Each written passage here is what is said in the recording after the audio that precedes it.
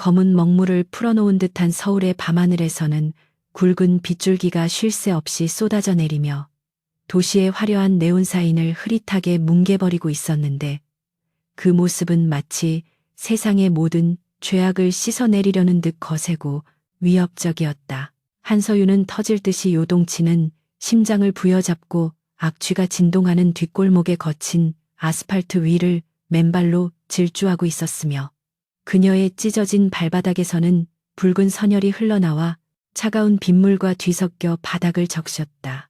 값비싼 정장 재킷은 이미 진흙투성이가 되어 본래의 색을 잃은 지 오래였고 빗물에 젖어 무겁게 늘어진 옷자락은 그녀의 도주를 방해하는 족쇄처럼 느껴졌지만 그녀는 잠시도 멈출 수 없었다. 뒤에서 들려오는 여러 명의 묵직한 구두굽 소리가 빗소리를 뚫고 점점 더 가까워지고 있었고 그들이 내뱉는 거친 욕설과 고함은 그녀의 공포심을 극한으로 몰아붙이며 등줄기를 서늘하게 만들었다. 그들은 단순한 추격자가 아니라 그녀가 목숨을 걸고 빼돌린 그룹의 이중 장부를 회수하기 위해 파견된 전문 해결사들이었기에 잡히는 순간 그녀의 인생은 비참하게 끝날 것이 분명했다. 서윤은 폐가 찢어질 듯한 고통을 느끼며 숨을 헐떡였지만 흐려지는 의식을 붙잡기 위해 입술을 피가 날 정도로 세게 깨물며 정신을 집중하려 애썼다. 그녀는 며칠 전까지만 해도 대한민국 굴지의 대기업에서 최연소 재무이사라는 타이틀을 거머쥔 엘리트였으나 지금은 비를 피할 곳조차 없는 처량한 도망자 신세로 전락해버린 자신의 처지가 믿기지 않았다. 하지만 그녀의 품속 깊은 곳에는 그룹 회장의 비자금 조성과 정관계 로비 내역이 고스란히 담긴 초소형 저장 장치가 들어있었고 이것만이 억울하게 누명을 쓰고 죽은 아버지의 명예를 회복할 유일한 열쇠였다. 골목의 코너를 돌 때마다 미끄러운 바닥 때문에 몇 번이나 넘어질 뻔했지만 그녀는 벽을 짚으며 다시 중심을 잡았고 젖은 머리카락 사이로 보이는 좁은 시야 속에서 필사적으로 탈출구를 찾았다. 그녀의 명석한 두뇌는 공포 속에서도 빠르게 회전하며 이미로 같은 골목을 빠져나가 사람들이 많은 대로변으로 나가는 경로를 계산하고 있었다. 막다른 길처럼 보이는 낡은 건물의 담벼락을 힘겹게 넘어서자 저 멀리서 희미하게 번화가의 불빛이 보이기 시작했고 그것은 마치 깊은 심해에서 올려다본 수면의 빛처럼 아득하면서도 간절한 희망으로 다가왔다. 서윤은 젖먹던 힘까지 짜내어 다리를 움직였고 그녀의 뒤를 쫓던 검은 양복의 사내들도 그녀가 대로변으로 향하고 있다는 것을 눈치채고 속도를 높이며 위협적인 소리를 질러댔다.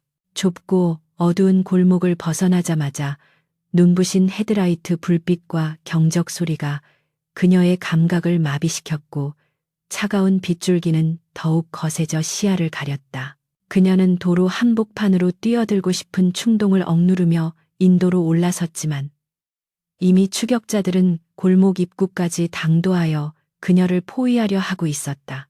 이대로 계속 달린다면 얼마 못 가서 체력의 한계로 인해 붙잡힐 것이 뻔했고 대로변이라고 해도 그들이 그녀를 강제로 차에 태워 사라진다면 아무도 도와주지 않을 것이라는 냉혹한 현실을 그녀는 잘 알고 있었다. 절체절명의 순간 서윤의 눈에 신호대기 때문에 멈춰서 있는 검은색 대형 세단 한 대가 들어왔는데 그것은 주변의 다른 차들과는 확연히 구별되는 위압적인 아우라를 뿜어내고 있었다. 매끄러운 곡선과 칠흑같이 어두운 차체는 빗속에서도 기품을 잃지 않고 빛나고 있었으며 짙게 선팅된 창문은 내부를 철저히 감추고 있어 그 안에 누가 타고 있는지 전혀 짐작할 수 없게 만들었다.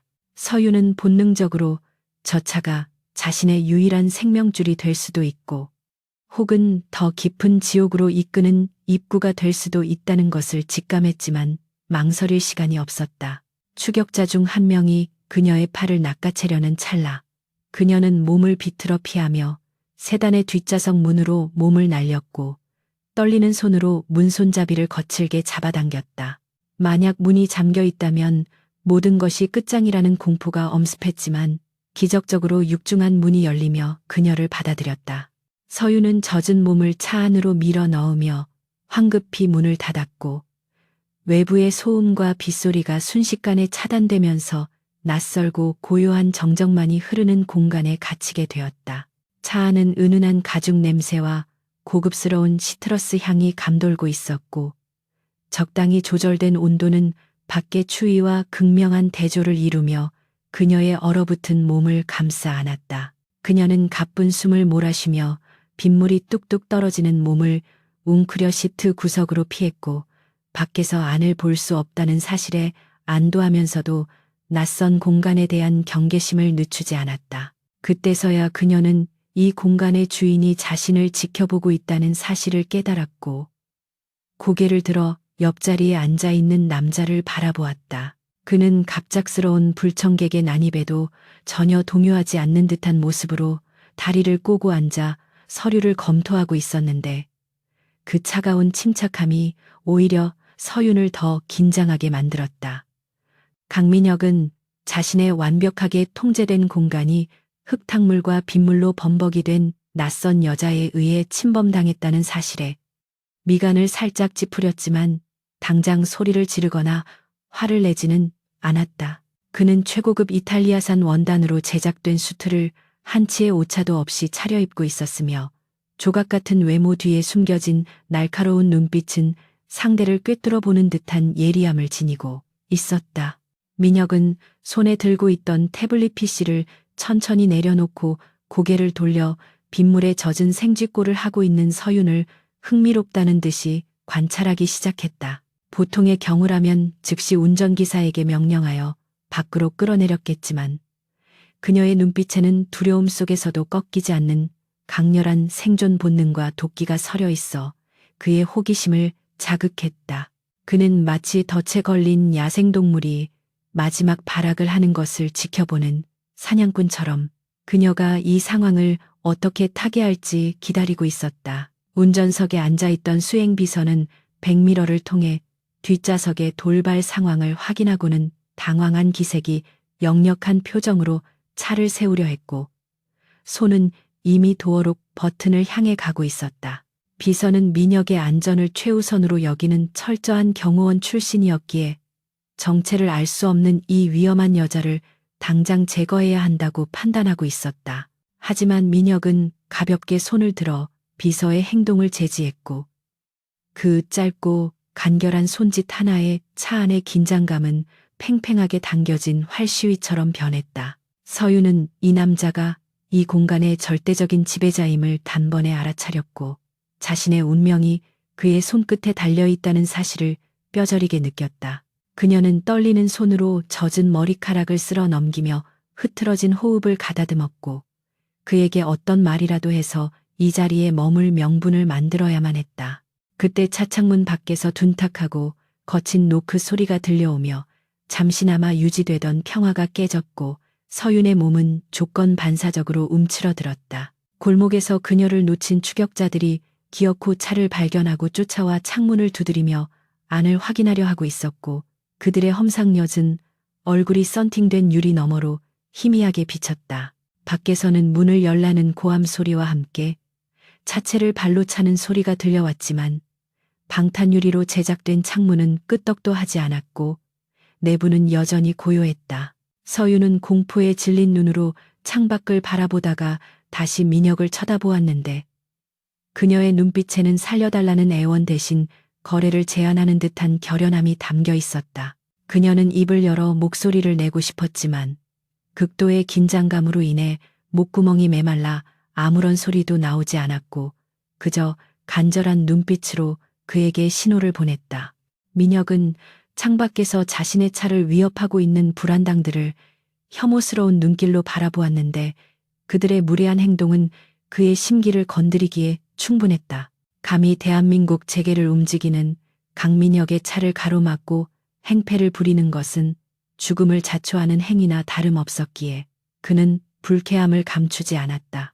그는 이 여자를 밖으로 내보내 저들에게 넘겨주는 것이 가장 쉬운 해결책이라는 것을 알고 있었지만 왠지 모르게 그녀를 보호하고 싶다는 충동보다는 자신의 소유물을 건드리는 자들에게 본때를 보여주고 싶다는 오기가 발동했다. 민혁은 비서에게 짧고 나직한 목소리로 출발하라고 명령했고 비서는 주저없이 엑셀러레이터를 밟았다.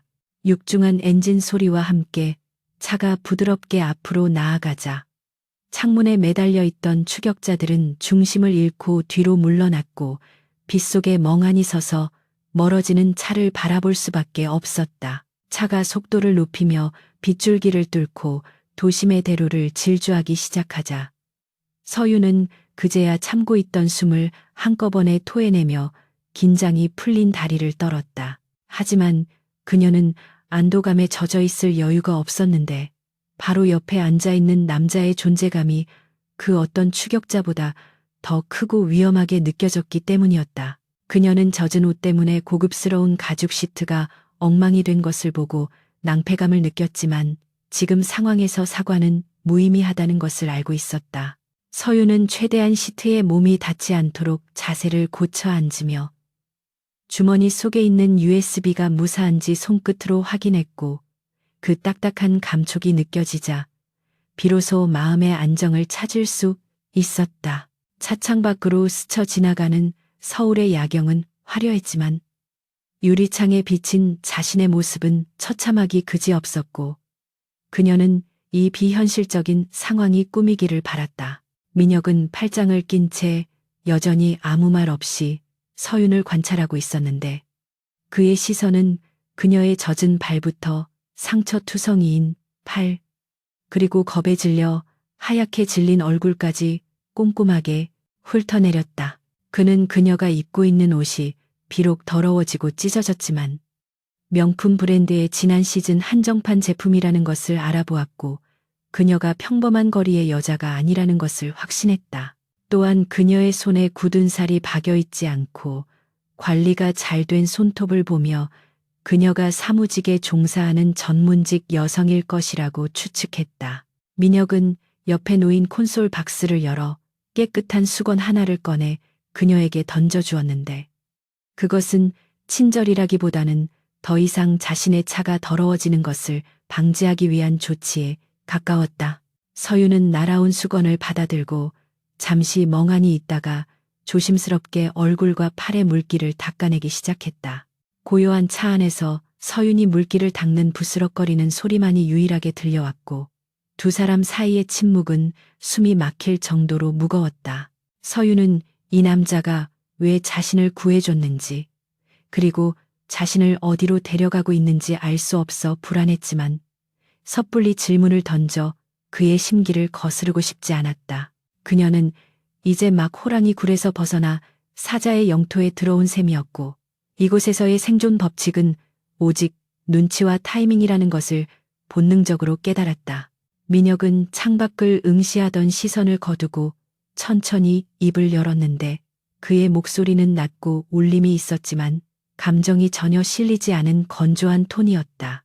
그는 대가를 바라고 한 행동은 아니지만 자신의 차에 탄 이상 목적지까지는 동행해야 할 것이라고 말하며 그녀의 도주 경로와 목적을 묻지 않는 대신 그녀의 정체에 대해 우회적으로 질문을 던졌다. 서유는 수건을 무릎 위에 단정히 올려놓고 흐트러진 자세를 바로잡으며 재무이사 시절에 냉철한 이성을 되찾기 위해 노력했다. 그녀는 자신의 이름을 밝히는 대신 자신이 가진 능력과 가치를 먼저 제시하는 쪽을 택했는데 그것이 이런 류의 남자들과 대화할 때 유리한 고지를 점할 수 있는 방법임을 알고 있었기 때문이었다.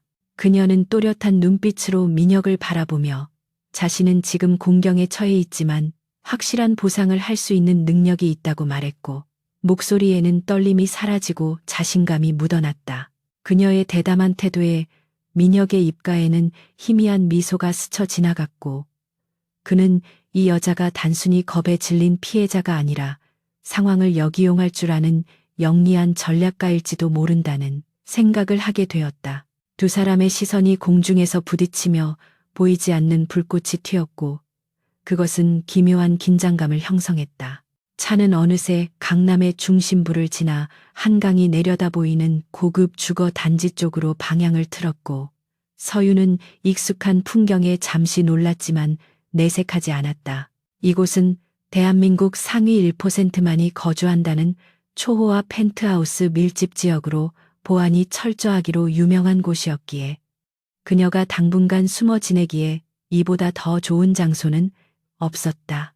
하지만 동시에 이곳은 한번 들어가면 주인의 허락 없이는 절대 나올 수 없는 요새와도 같았기에 그녀는 자신이 스스로 감옥에 걸어 들어가는 것은 아닌지 걱정이 되었다. 그러나 지금 그녀에게는 선택의 여지가 없었고 오직 이 남자의 권력이라는 우산 아래에서 비를 피하며 다음 계획을 세우는 것만이 유일한 생존 전략이었다. 그녀는 마음속으로 굳게 다짐하며 어떤 굴욕이나 위험이 닥치더라도 반드시 살아남아 아버지의 복수를 완성하겠다고 맹세했다. 민혁은 차가 지하 주차장으로 진입하는 동안 머릿속으로 빠르게 계산을 마쳤는데 그는 최근 그룹 경영권을 두고 이복 형제들과 치열한 암투를 벌이고 있는 중이었다. 그는 믿을 수 있는 참모가 부족한 상황이었고 외부의 시선에서 자유로우면서도 뛰어난 두뇌를 가진 새로운 인재가 필요했다. 직감적으로 이 여자가 자신이 찾던 바로 그 변수가 될 수 있을지도 모른다는 생각이 들었고 그녀가 가진 비밀이 무엇이든 간에 그것을 자신의 무기로 만들겠다는 욕망이 꿈틀거렸다. 차가 부드럽게 멈춰서고 시동이 꺼지자 주차장은 다시 고요함에 잠겼고 민혁은 비서가 문을 열어주기를 기다리지 않고 먼저 문을 열고 나갔다. 그는 뒤따라 내리는 서윤을 돌아보지 않고 엘리베이터 쪽으로 성큼성큼 걸어갔지만 그것은 그녀가 따라올 것을 의심하지 않는 절대적인 확신에서 비롯된 행동이었다. 서윤은 젖은 몸을 이끌고 차에서 내려 그의 넓은 등판을 바라보며 잠시 망설였지만 이내 결심을 굳히고 그의 뒤를 따랐다. 차가운 지하 주차장의 공기가 젖은 옷을 파고들어 오한이 들었지만 그녀의 눈빛만은 그 어느 때보다 뜨겁게 타오르고 있었다. 엘리베이터 앞에 선 두 사람 사이에는 여전히 어색한 침묵이 흘렀지만 그 침묵 속에는 이미 서로에 대한 탐색과 계산이 끝난 후에 미묘한 공감대가 형성되어 있었다. 엘리베이터 문이 열리고 화려한 내부가 드러나자 민혁이 먼저 안으로 들어섰고 서윤도 심호흡을 한 번 한 뒤 그 안으로 발을 들여놓았다. 문이 닫히며 숫자가 올라가는 동안 서윤은 유리에 비친 두 사람의 모습을 바라보며 이것이 단순한 우연이 아닌 운명의 시작임을 직감했다. 오늘 밤 그녀는 살았지만 내일부터 펼쳐질 날들은 죽음보다 더 치열한 전쟁터가 될 것임을 예감하며 그녀는 주먹을 꽉 쥐었다.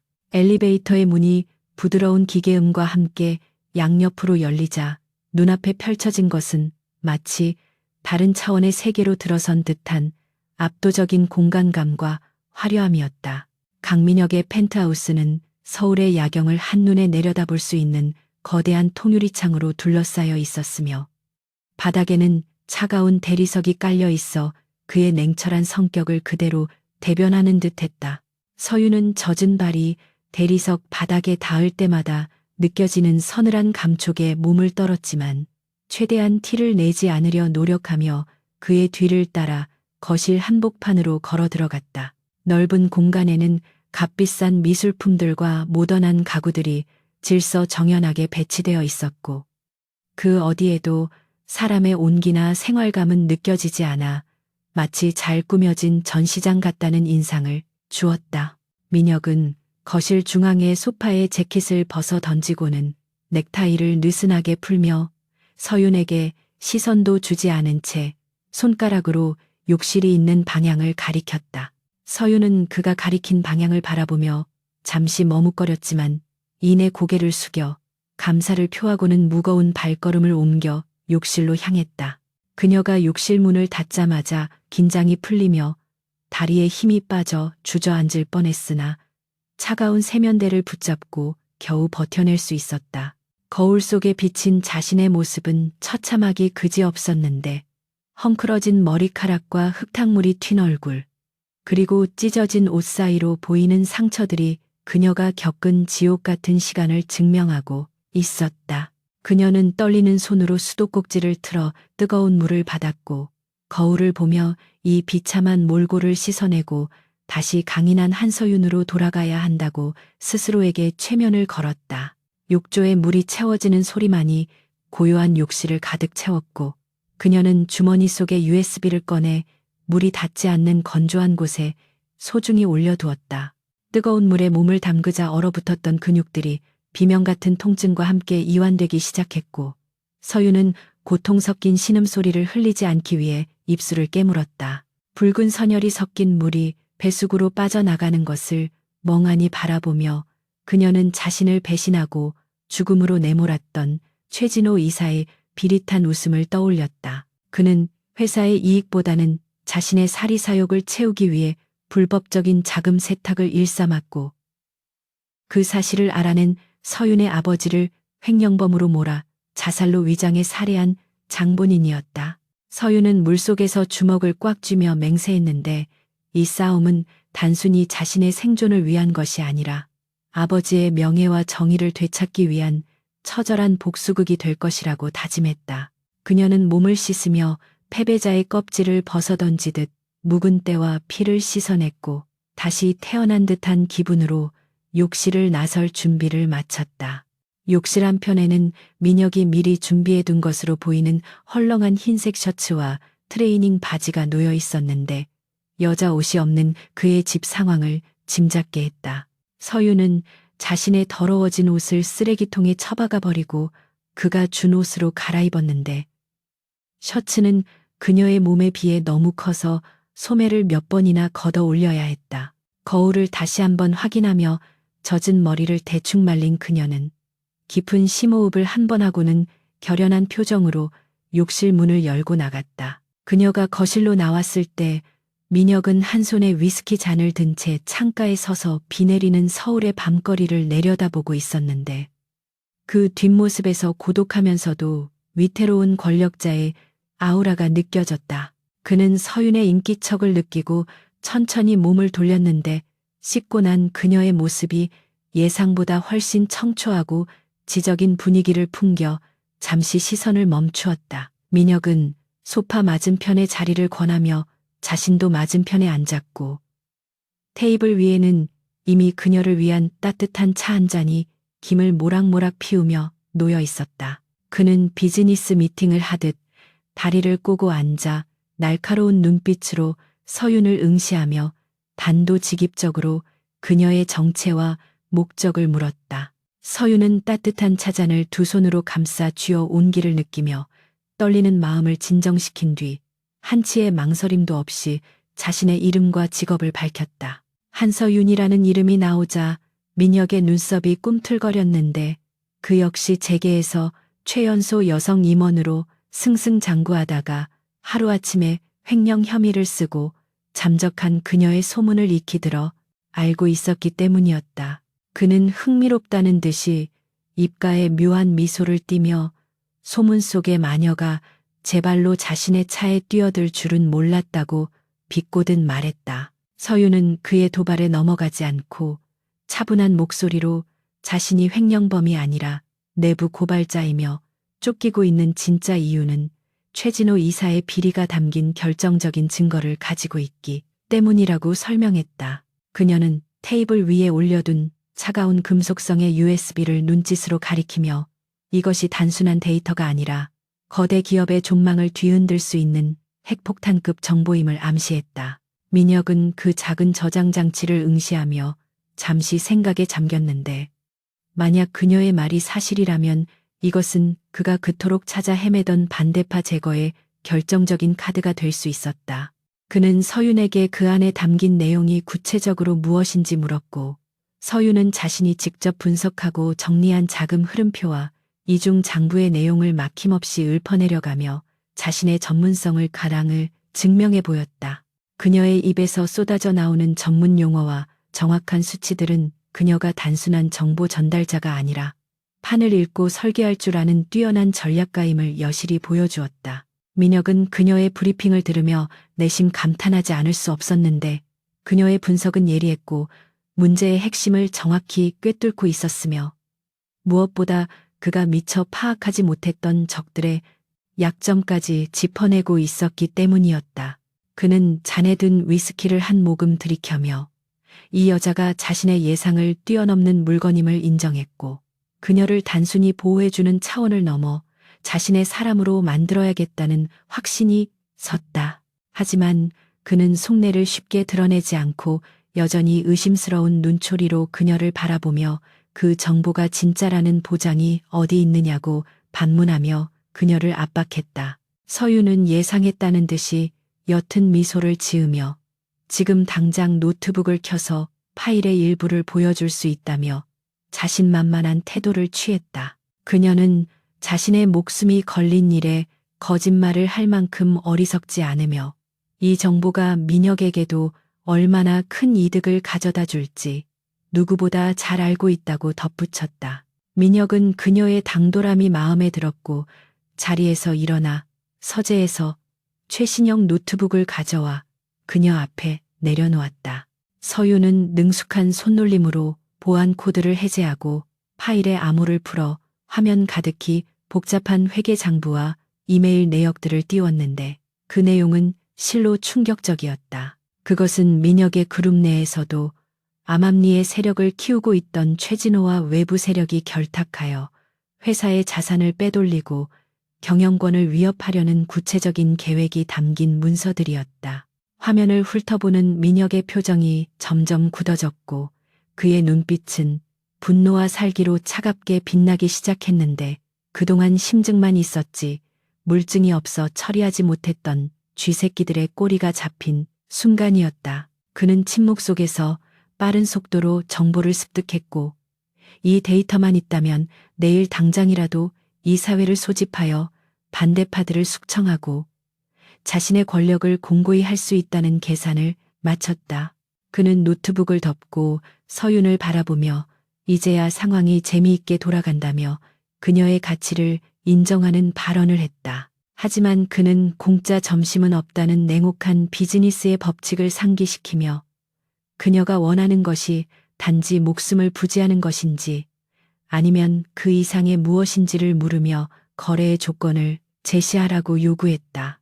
서유는 똑바로 그의 눈을 바라보며 자신이 원하는 것은 단순한 도피가 아니라 최진호와 그 배후 세력을 완전히 파멸시키고 아버지의 억울한 누명을 벗기는 것이라고 또렷하게 말했다.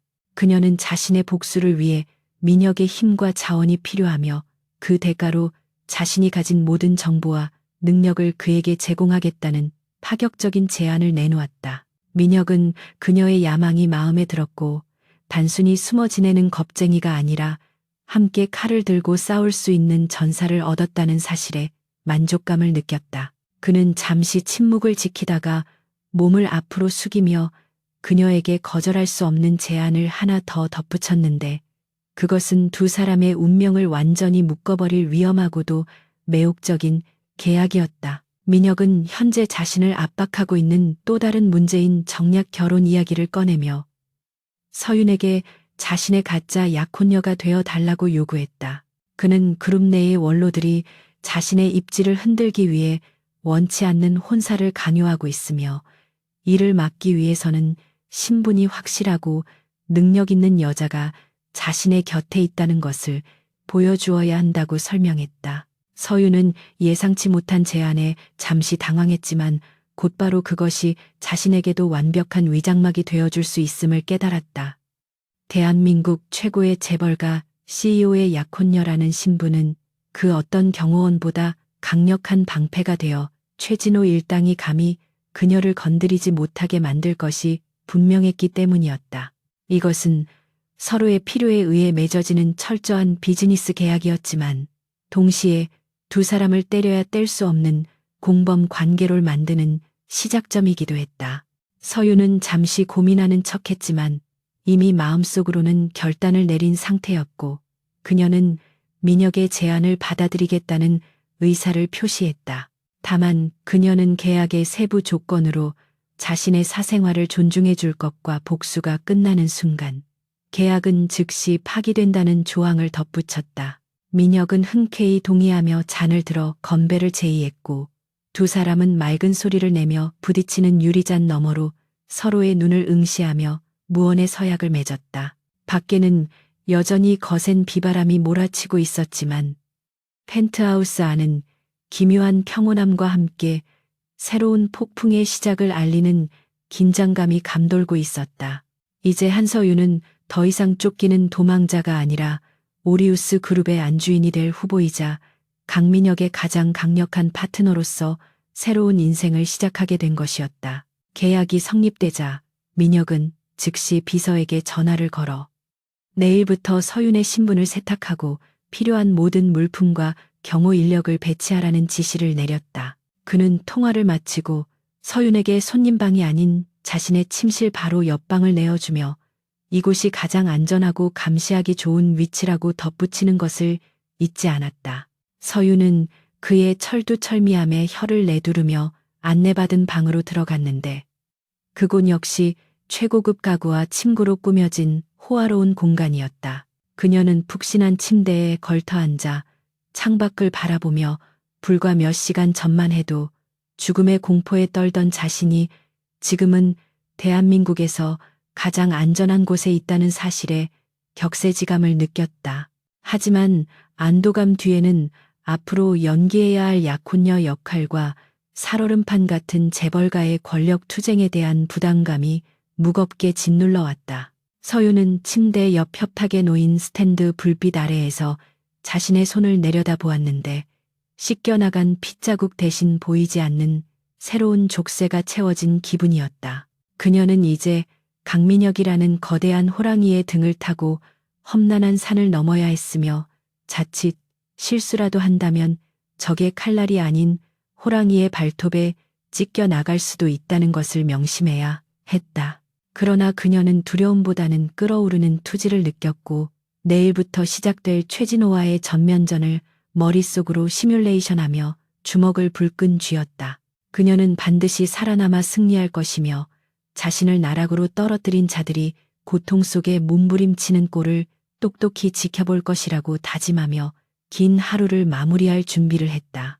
한편 거실에 홀로 남은 민혁은 다시 위스키 잔을 채우며 닫힌 서윤의 방문을 바라보았는데 그의 눈빛은 아까보다 훨씬 복잡하고 깊어져 있었다. 그는 원래 사람을 쉽게 믿지 않는 성격이었지만 오늘 밤 서윤에게서 느낀 기묘한 동질감과 그녀의 명석한 두뇌는 그의 굳게 닫힌 마음의 빗장을 조금씩 건드리고 있었다. 그는 이 계약이 과연 자신에게 득이 될지 실이 될지 아직은 확신할 수 없었지만 적어도 지루하지는 않을 것이라는 예감이 들었다. 그는 잔을 단숨에 비우고는 내일 아침 이사들이 보게 될 충격적인 뉴스를 상상하며 차가운 미소를 지었다. 운명의 수레바퀴는 이미 굴러가기 시작했고 그 누구도 멈출 수 없는 거대한 소용돌이가 그들을 기다리고 있었다. 밤이 깊어가면서 빗줄기는 점차 가늘어졌지만 도시의 불빛은 여전히 꺼지지 않고 욕망과 비밀을 품은 채 반짝이고 있었다. 서윤은 낯선 침대에 누워 천장을 바라보며 잠을 청했지만 머릿속은 온통 앞으로의 계획들로 가득 차 있어 쉽게 잠들 수 없었다. 그녀는 내일 아침이 밝으면 완전히 다른 사람이 되어 세상 앞에 서야 했고 그 연극은 단 한 번의 실수도 용납되지 않는 완벽한 것이어야 했다. 그녀는 눈을 감고 아버지의 따뜻했던 미소를 떠올리며 마음을 다잡았고 어둠 속에서 조용히 자신의 새로운 이름을 되뇌었다. 강민혁의 약혼녀 그리고 복수의 화신 한서윤으로서 그녀의 진짜 이야기는 이제 막 시작되고 있었다. 다음 날 아침 일찍 눈을 뜬 서윤은 창가로 스며드는 아침 햇살을 맞으며 자리에서 일어났는데 간밤의 피로가 채 가시지 않았지만 정신만은 그 어느 때보다 맑고 또렷했다. 그녀가 방을 나서자 거실에는 이미 전문 스타일리스트 팀과 비서들이 대기하고 있었고 그들은 그녀를 보자마자 일사불란하게 움직이며 그녀를 변신시킬 준비를 하고 있었다. 민혁은 소파에 앉아 신문을 보고 있다가 그녀를 보고는 고개를 끄덕이며 짧은 아침 인사를 건넸는데 그의 표정은 어제보다 한결 여유롭고 부드러워 보였다. 서유는 수많은 옷과 구두, 그리고 보석들 앞에서 잠시 압도되었지만 이내 평정을 되찾고 자신의 역할에 맞는 의상을 고르기 시작했다. 거울 앞에 선 그녀는 더 이상 쫓기는 도망자가 아니었으며 세상을 자신의 발 아래 둘 준비가 된 여왕의 자태를 뽐내고 있었다. 화려한 조명이 쏟아지는 드레스룸 안에서 한서유는 마치 전투를 앞둔 장수처럼 비장한 표정으로 거울 앞에 앉아 있었는데 그녀의 주변에는 최고급 스타일리스트들이 분주하게 움직이며 그녀의 변신을 돕고 있었다. 며칠 전 빗속을 뚫고 도망치던 초라한 도망자의 모습은 온데간데 없고 거울 속에는 차가울 정도로 아름답고 기품 넘치는 여인이 앉아 그들을 응시하고 있었다. 짙은 네이비색의 실크 드레스는 그녀의 창백한 피부와 대조를 이루며 우아함을 극대화했고 어깨선을 과감하게 드러낸 디자인은 그녀의 가녀리지만 강단 있는 실루엣을 완벽하게 살려주었다. 스타일리스트가 마지막으로 다이아몬드 목걸이를 그녀의 목에 걸어주자 차가운 보석의 감촉이 피부에 닿으며 서유는 자신이 이제 강민혁이라는 거대한 성벽 안에서 보호받는 존재이자 동시에 가장 위험한 무기가 되었음을 실감했다. 그녀는 거울 속 자신의 눈을 바라보며 과거에 나약했던 한서유는 죽었다고 스스로에게 최면을 걸며 오늘 밤 마주칠 적들을 상상했다.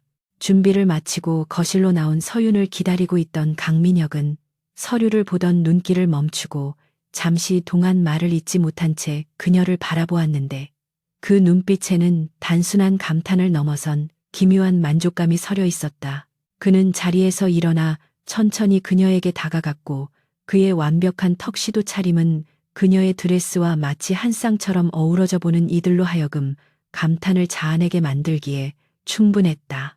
민혁은 서윤의 허리에 자연스럽게 손을 올리며 오늘 밤 파티에는 정재계의 거물들이 모두 모일 것이며 그 중에는 그녀가 그토록 증오하는 최진호 이사도 포함되어 있을 것이라고 나직하게 경고했다. 서윤은 그의 손길이 낯설고 어색했지만 내색하지 않고 차분하게 고개를 끄덕이며 자신은 이미 그를 맞이할 준비가 되어 있다고 대답했다.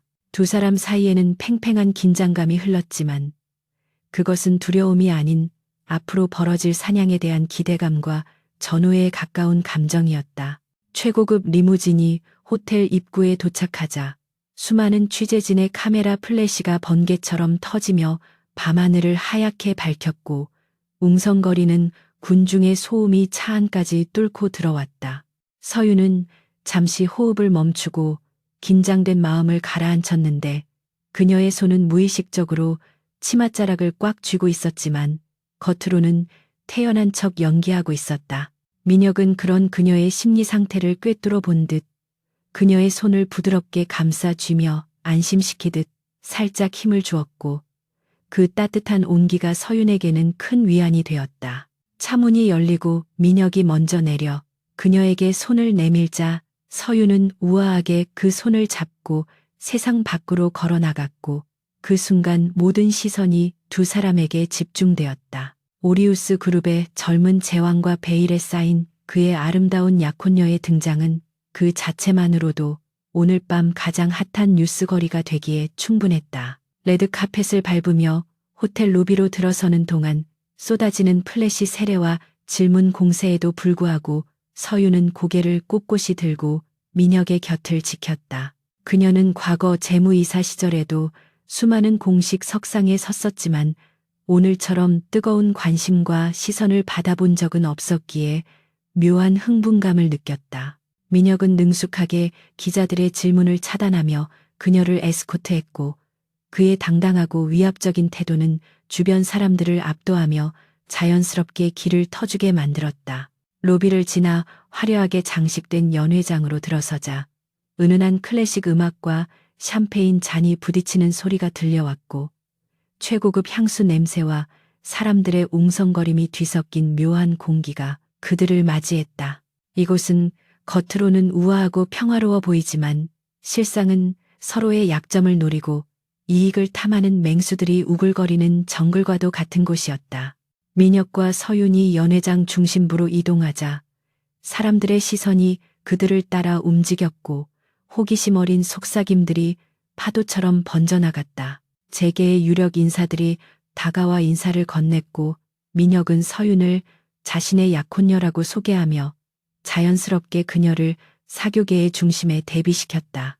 서윤은 유창한 외국어 실력과 해박한 경제 지식을 바탕으로 그들의 대화에 자연스럽게 끼어들었고 단순히 얼굴만 예쁜 인형이 아님을 증명해 보였다.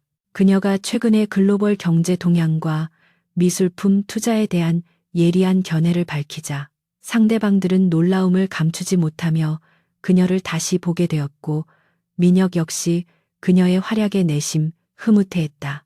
그녀는 자신이 가진 지성이 가장 강력한 무기라는 것을 알고 있었고 그것을 적재적소에 활용하여 사람들의 호감을 사고 경계심을 허물어뜨리는 데 성공하고 있었다. 시간이 흐르면서 파티의 분위기가 무르익어갈 무렵 서윤의 시야에 익숙하고도 끔찍한 얼굴이 들어왔는데 바로 그녀를 파멸로 몰아넣었던 최진호 이사였다. 그는 탐욕스럽게 생긴 얼굴에 비열한 미소를 띠며 다른 참석자들과 대화를 나누고 있었고 그 모습을 본 서윤의 심장은 분노로 인해 쿵쾅거렸다. 최진호는 아직 서윤을 알아보지 못한 듯 했지만 그녀는 그가 곧 자신을 발견할 것이라는 사실을 직감하고 마음의 준비를 단단히 했다. 민혁 역시 최진호의 등장을 감지하고 서윤의 허리를 감은 팔에 힘을 주며 그녀에게 신호를 보냈고 서윤은 눈빛으로 괜찮다는 대답을 보냈다.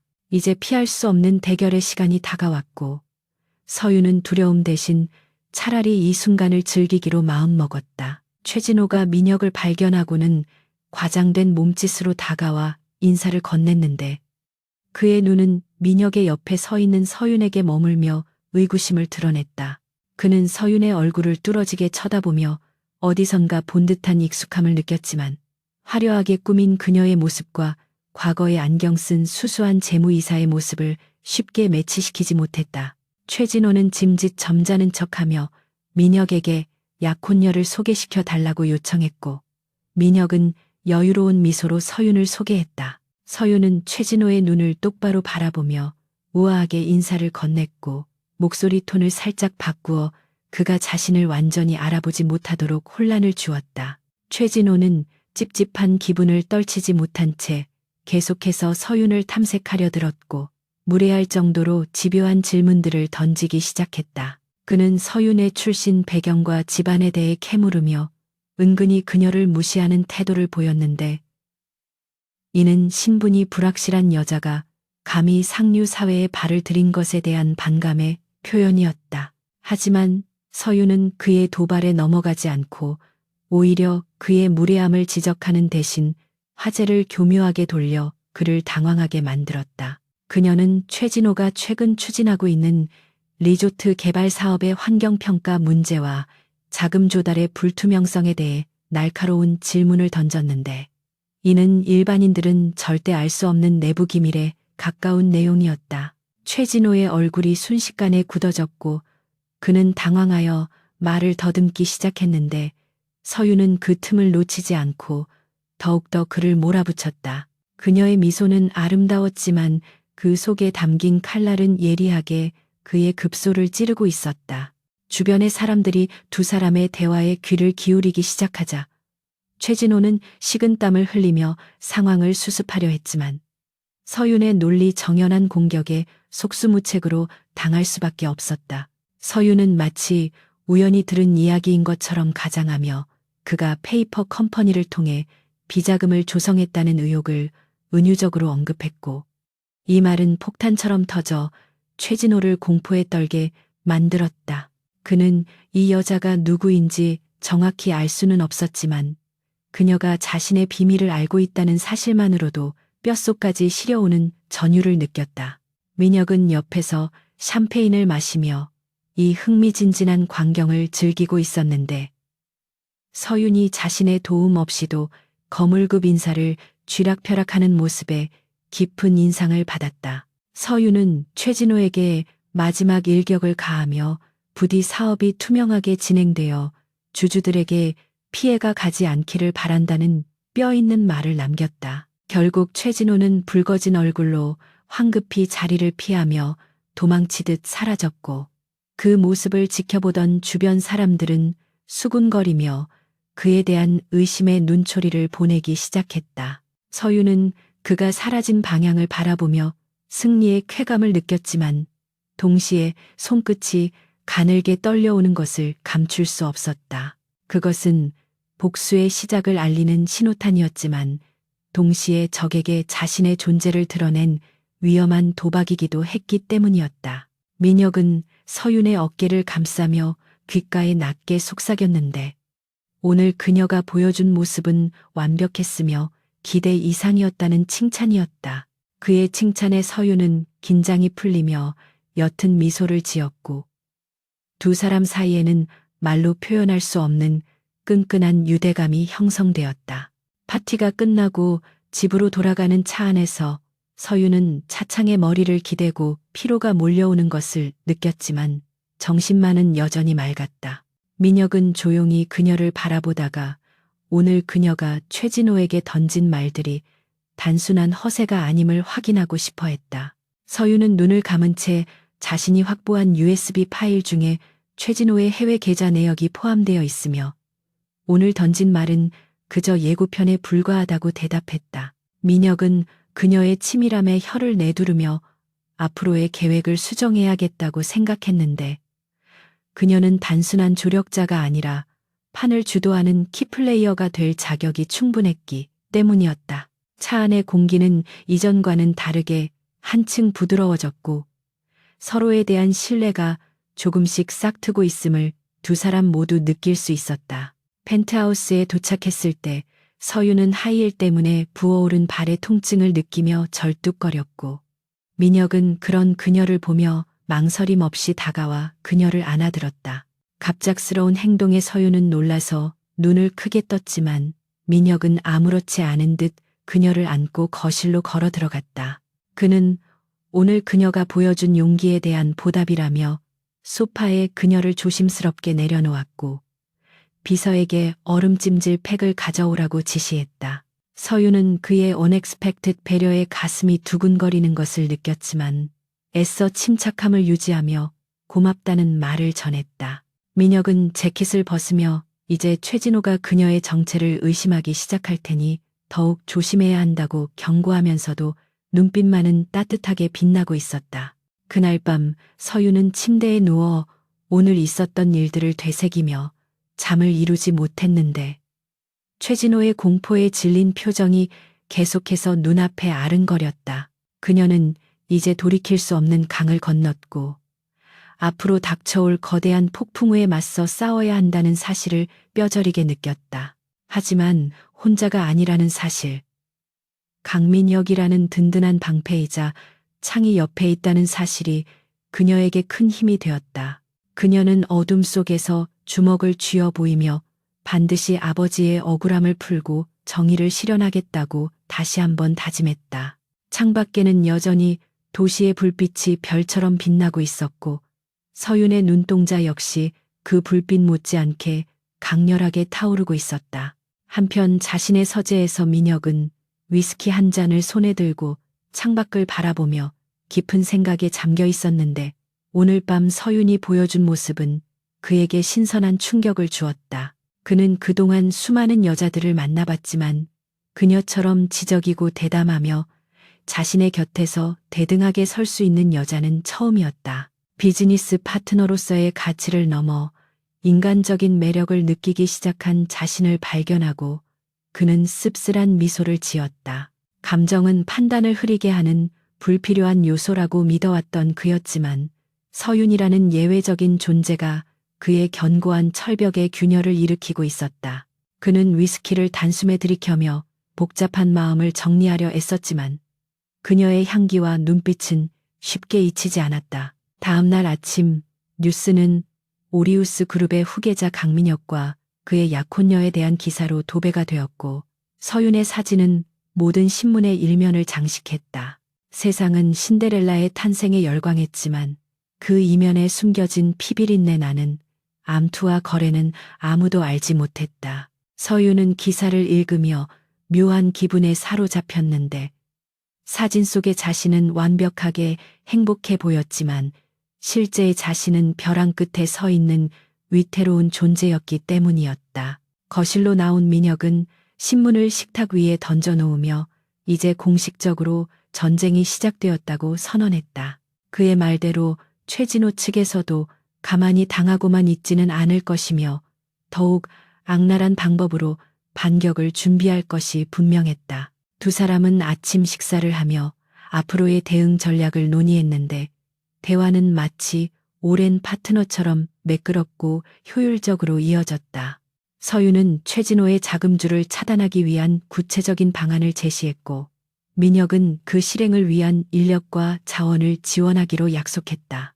그들의 목표는 단순히 최진호를 제거하는 것을 넘어 그룹 내의 부패 세력을 완전히 뿌리 뽑고 새로운 질서를 확립하는 것이었다. 식사를 마친 후 민혁은 출근 준비를 하며 서윤에게 오늘은 집에서 쉬면서 다음 단계를 구상하라고 말했지만 서윤은 고개를 저으며 자신도 할 일이 있다고 대답했다. 그녀는 더 이상 숨어 있지 않고 적극적으로 움직여 정보를 수집하고 민혁을 도울 생각이었다.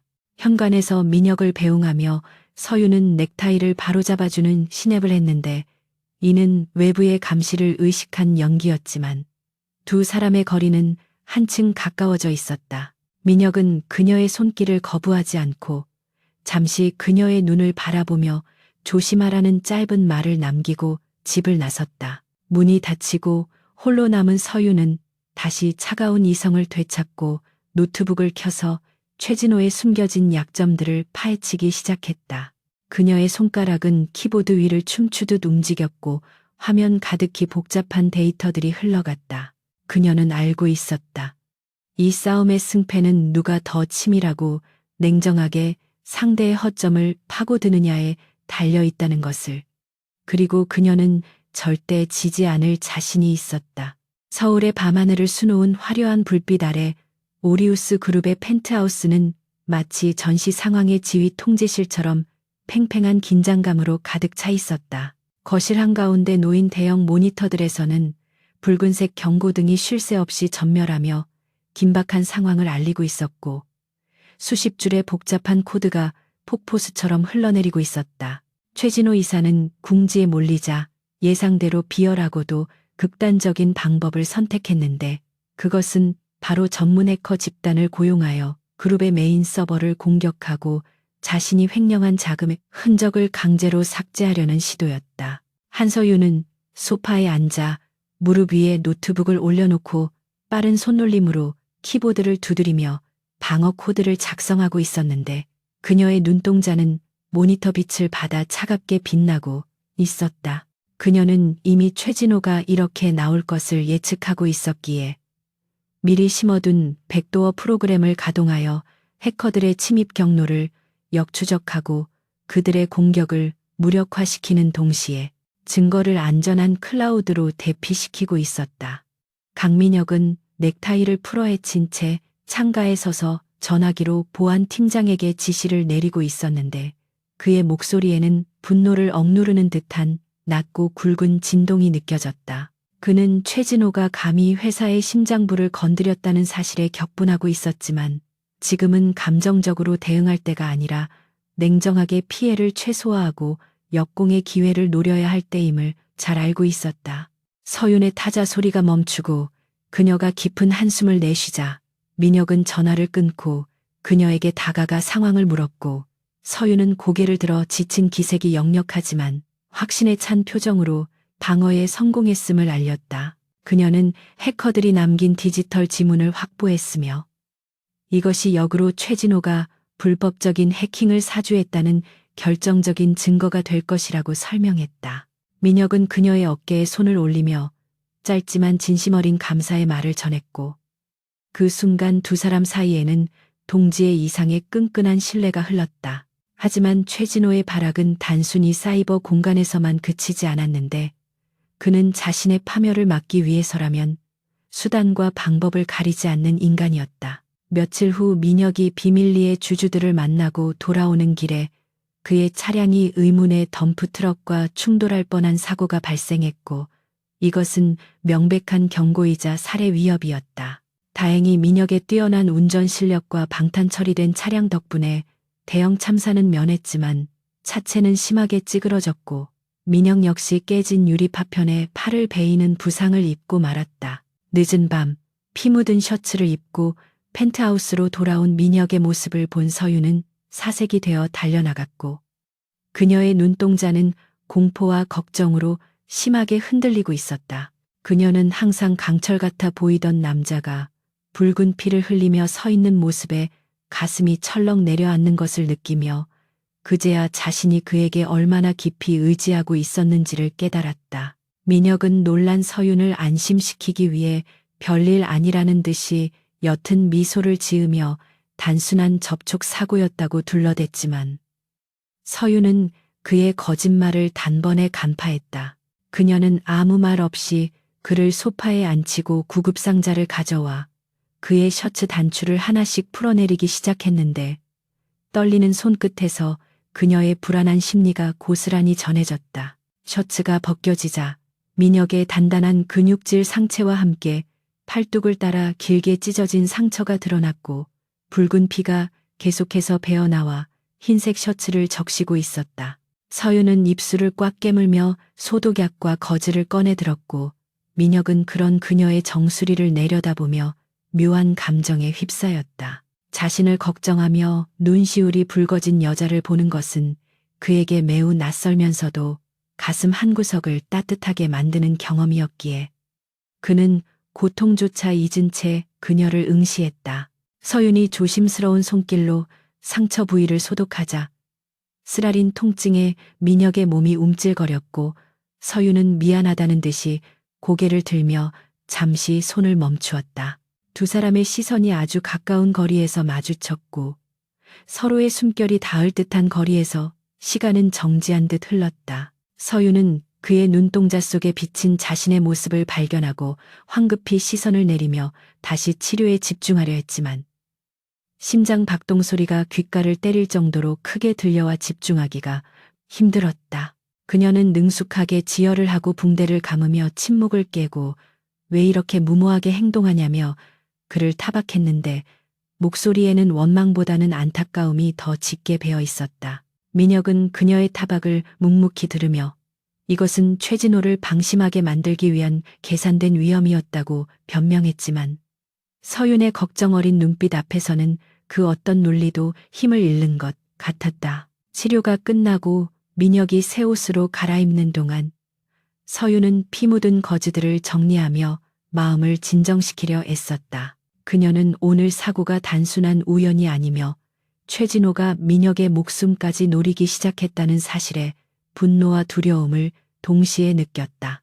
거실로 다시 나온 민혁은 한결 편안해진 모습으로 위스키 한 잔을 따라 서윤에게 건넸고 두 사람은 창가에 나란히 앉아 밤거리를 내려다보며 깊은 대화를 시작했다. 민혁은 자신의 몸에 있는 다른 오래된 흉터들을 가리키며 어린 시절부터 후계자 수업을 받으며 겪어야 했던 납치 시도와 암투의 흔적들에 대해 담담하게 이야기했다. 화려한 재벌가의 삶이면에 감춰진 고독과 언제든 등 뒤에서 칼이 날아올 수 있다는 불안감 속에서 살아온 그의 이야기는 서윤의 마음을 아프게 했다. 서윤은 그동안 민혁을 냉혈한 비즈니스맨으로만 생각했으나 그 역시 상처받은 영혼을 가진 한 인간임을 깨닫고 그에게 연민을 느꼈다. 그녀 역시 자신의 이야기를 털어놓기 시작했는데 아버지가 억울하게 돌아가신 날의 기억과 그 후 세상에 홀로 남겨진 듯한 절망감에 대해 처음으로 누군가에게 고백했다. 그녀는 눈물을 보이지 않으려 애썼지만 목소리는 미세하게 떨리고 있었고 민혁은 아무 말 없이 손을 뻗어 그녀의 차가운 손을 따뜻하게 감싸 쥐었다. 그 위로의 손길은 100마디 말보다 더 큰 힘이 되어 서윤의 얼어붙은 마음을 녹여주었고 두 사람은 서로의 아픔을 공유하며 영혼의 깊은 곳에서부터 연결되는 느낌을 받았다. 그들은 서로가 서로에게 유일한 이해자이자 구원자임을 본능적으로 깨닫고 있었다. 대화가 깊어지면서 분위기는 점차 묘하게 변해갔고 서로를 바라보는 눈빛에는 숨길 수 없는 감정의 파도가 일렁이고 있었다. 민혁은 서윤의 얼굴을 타고 흐르는 머리카락을 조심스럽게 귀 뒤로 넘겨주었고 서윤은 그의 손길을 피하지 않고 가만히 받아들였다. 그의 손가락이 그녀의 볼을 스치고 지나갈 때 전기가 통하듯 짜릿한 전율이 흘렀고 두 사람의 얼굴은 자석처럼 서서히 가까워졌다. 하지만 입술이 닿기 직전 서윤은 퍼뜩 정신을 차리고 고개를 돌리며 자리에서 일어났다. 그녀는 아직 복수가 끝나지 않았고 그와의 관계는 어디까지나 계약에 의한 것이라는 사실을 상기하며 흔들리는 마음을 다잡아야만 했다. 민혁 역시 아쉬운 표정을 감추지 못했지만 그녀의 거절을 존중하며 씁쓸하게 잔을 비웠다. 서윤은 창가에 등을 돌리고 서서 거칠어진 호흡을 가다듬으며 지금 감정에 휘둘려서는 안 된다고 스스로를 질책했다. 만약 그와 사랑에 빠지게 된다면 냉철한 판단력을 잃게 될 것이고 그것은 곧 두 사람 모두를 파멸로 이끄는 지름길이 될 것이 뻔했기 때문이었다. 그녀는 민혁에게 내일의 일정을 이야기하며 짐짓 사무적인 태도로 돌아가려 노력했지만 목소리에는 여전히 감정의 잔재가 묻어 있었다. 민혁은 그런 그녀의 뒷모습을 바라보며 자신 역시 이 위험한 줄타기를 멈춰야 한다고 생각했다. 그는 서윤을 사랑하게 될수록 그녀가 적들의 표적이 될 확률이 높아진다는 것을 알고 있었기에 그녀를 지키기 위해서라도 거리를 두어야만 했다. 하지만 이미 커져버린 마음을 억누르는 것은 상처를 치료하는 것보다 훨씬 더 고통스러운 일이었다. 다음 날 아침 두 사람 사이에는 어색한 기류가 흘렀지만 그 속에는 전보다 훨씬 더 깊은 유대감과 무언의 약속이 존재하고 있었다. 민혁은 출근길에 서윤에게 새로운 경호팀을 붙여주며 한시도 그녀 곁을 떠나지 말라고 신신당부했고 서윤은 그의 과잉 보호가 싫지 않았다. 그녀는 펜트하우스에 남아 최진호의 자금줄을 끊어놓을 마지막 계획을 다듬기 시작했는데 이제는 단순히 복수를 위해서가 아니라 민혁을 지키기 위해서라도 반드시 이 싸움에서 이겨야만 했다. 그녀는 모니터 화면을 노려보며 최진호가 숨겨둔 해외 페이퍼 컴퍼니의 계좌번호를 입력했고 엔터키를 누르는 순간 거대한 자금이 공중 분해될 준비를 마쳤다. 이것은 최진호에게 보내는 가장 강력한 선전포고이자 그를 벼랑 끝으로 몰아넣을 결정타였다. 한편 회사에 도착한 민혁은 팔의 통증을 참아내며 긴급 이사회를 소집했는데 그의 표정은 그 어느 때보다 차갑고 단호했다. 그는 이사회 멤버들에게 어젯밤의 사고 소식을 전하며 이것이 그룹을 위협하는 세력의 테러 행위라고 규정하고 강력한 대응을 예고했다. 최진호는 이사회 한 구석에 앉아 민혁의 멀쩡한 모습을 보고 당황한 기색을 감추지 못했는데 그의 손은 불안하게 떨리고 있었다. 민혁은 최진호와 눈을 마주치며 입가에 싸늘한 미소를 띄었는데 그것은 네가 무슨 짓을 했는지 다 알고 있다는 무언의 압박이었다. 회의실 안은 숨막히는 긴장감으로 가득 찼고 다른 이사들은 두 사람 사이에 살벌한 기류를 감지하고 침묵을 지켰다. 그날 오후 서윤은 민혁으로부터 최진호가 비밀리에 사채업자들을 만나 급전을 구하고 있다는 정보를 전해 들었다. 그녀의 예상대로 자금줄이 막힌 최진호가 무리수를 두기 시작한 것이었고 이것은 그가 이성을 잃고 자멸의 길로 들어서고 있다는 명백한 신호였다. 서윤은 이 기회를 놓치지 않고 익명의 제보자를 가장하여 검찰과 언론에 최진호의 비리 자료 일부를 흘리기 시작했다. 그녀는 정보를 한꺼번에 터뜨리는 대신 조금씩 흘려보내며 최진호의 숨통을 서서히 조이는 방식을 택했는데 이는 그가 공포 속에서 서서히 말라 죽게 만들려는 철저한 계산에서 나온 행동이었다. 뉴스가 보도되기 시작하자 여론은 급격히 악화되었고 최진호의 입지는 바람 앞에 등불처럼 위태로워졌다. 저녁이 되어 민혁이 퇴근하고 돌아오자 펜트하우스는 다시 두 사람만의 아지트가 되었고 밖의 소란스러움과는 단절된 평화가 찾아왔다. 민혁은 서윤에게 다가와 수고했다는 말과 함께 그녀의 이마에 가볍게 입을 맞추었는데 이번에는 서윤도 피하지 않고 눈을 감고 그 순간을 받아들였다. 그것은 연인으로서의 스킨십이라기보다는 생사고락을 함께하는 전우로서의 위로와 격려에 가까웠지만 그 속에 담긴 감정의 무게는 결코 가볍지 않았다.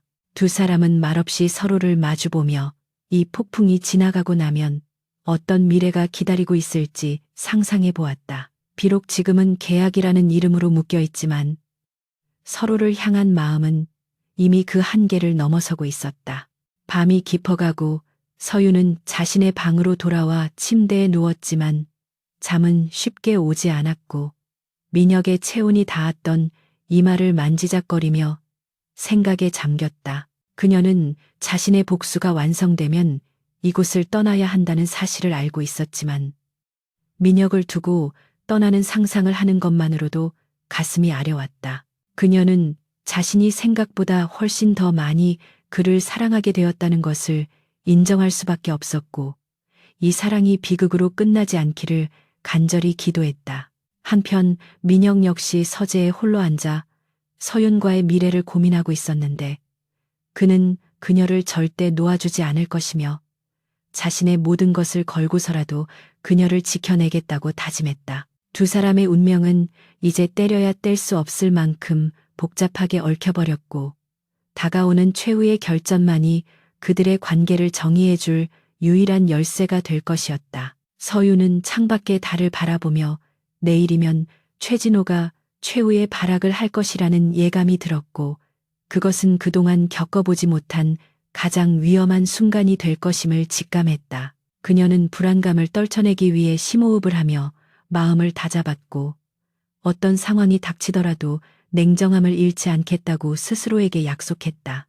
폭풍 전야의 고요함 속에서 두 남녀는 각자의 자리에서 다가올 운명을 기다리고 있었고 그들의 밤은 길고도 짧게 흘러갔다. 서로의 상처를 보듬으며 피어난 사랑은 위기 속에서 더욱 단단해졌고 이제 그 사랑은 그들을 구원할 가장 강력한 무기가 되어줄 것이었다. 강민혁이 해외 지사와의 긴급 합병 문제를 처리하기 위해 출국해야 하는 날이 밝았고 펜트하우스의 공기는 그 어느 때보다 무겁고 침울하게 가라앉아 있었다.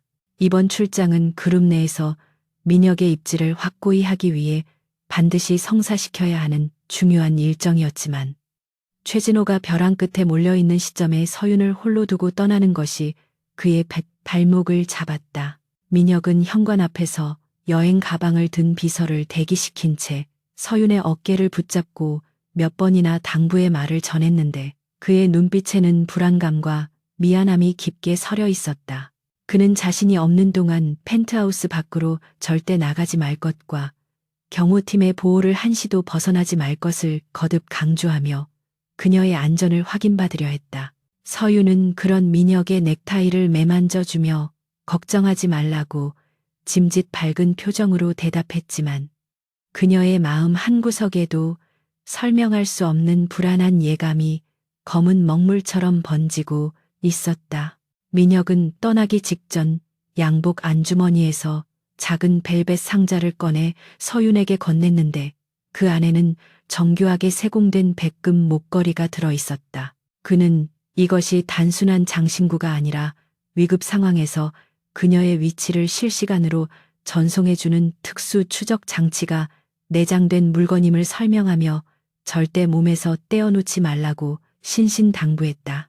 서윤은 목걸이의 차가운 금속성이 피부에 닿는 순간 그가 자신을 얼마나 소중하게 생각하고 있는지 깨닫고 가슴이 먹먹해지는 것을 느꼈다. 그녀는 민혁의 눈을 바라보며 반드시 무사히 기다리고 있겠다고 약속했고 민혁은 아쉬움을 뒤로한 채 떨어지지 않는 발걸음을 옮겨 공항으로 향하는 차에 올랐다. 육중한 현관문이 닫히고 넓은 펜트하우스에 홀로 남겨진 서윤은 갑자기 밀려오는 거대한 고독감과 싸워야 했지만 곧 마음을 다잡고 다시 자신의 전투태세로 돌아왔다. 민혁이 떠난 지 몇 시간이 채 지나지 않아 서윤의 개인 휴대전화가 날카로운 비명을 지르듯 울리기 시작했고 발신자 정보가 없는 번호가 화면에 떴다. 불길한 예감에 손끝이 차가워지는 것을 느끼며 전화를 받자 수화기 너머로 들려오는 것은 최진호의 비릿한 웃음소리가 아니라 공포에 질린 낯익은 비명소리였다. 그것은 서윤에게 어머니와 다름없는 존재이자 세상에 남은 유일한 혈육인 이모의 목소리였고 그녀는 순간 심장이 받는 듯한 충격을 받았다. 이어지는 영상 통화 화면에는 낡은 창고 의자에 묶여 입에 테이프가 붙은 채 떨고 있는 이모의 모습이 비쳤고 그 뒤로 최진호가 야구 방망이를 든 채 섬뜩한 미소를 짓고 있었다. 그는 서윤이 빼돌린 원본 데이터가 담긴 저장 장치를 가지고 지금 당장 자신이 지정한 장소로 혼자 오지 않으면 이모의 목숨은 장담할 수 없다고 협박했다. 최진호는 만약 경찰에 신고하거나 강민혁에게 연락하는 낌새가 보이면 그 즉시 이모를 죽이고 자신도 자폭하겠다고 으름장을 놓으며 전화를 끊었다.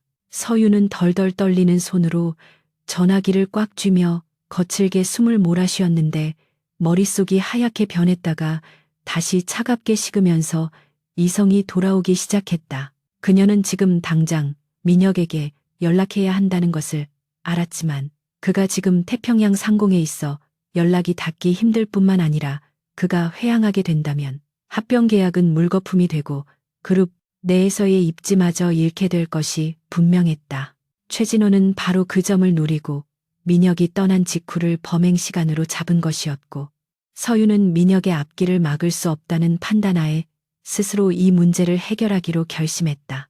그녀는 이것이 명백한 함정임을 알면서도 호랑이 굴로 걸어 들어갈 수밖에 없는 잔혹한 운명 앞에 서 있었다. 서윤은 서재로 들어가 비밀 금고를 열고 최진호의 비리 자료가 담긴 진짜 저장 장치와 겉모양은 같지만 내부에 강력한 바이러스 프로그램을 심어둔 가짜 장치를 준비했다. 그녀는 혹시 모를 상황에 대비해 호신용 스프레이와 전기 충격기를 코트 주머니 깊숙이 숨기고 거울을 보며 최후의 결전을 준비하는 전사의 눈빛을 되찾았다.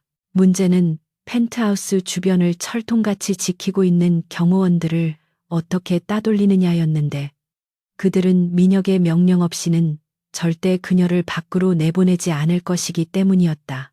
서윤은 기지를 발휘하여 욕실에서 쓰러진 척 연기를 하며 비상호출벨을 눌러 경호원들이 집 안으로 들어오게 유인한 뒤 그들이 당황하는 틈을 타 뒷문으로 빠져나가는 대담한 탈출을 감행했다.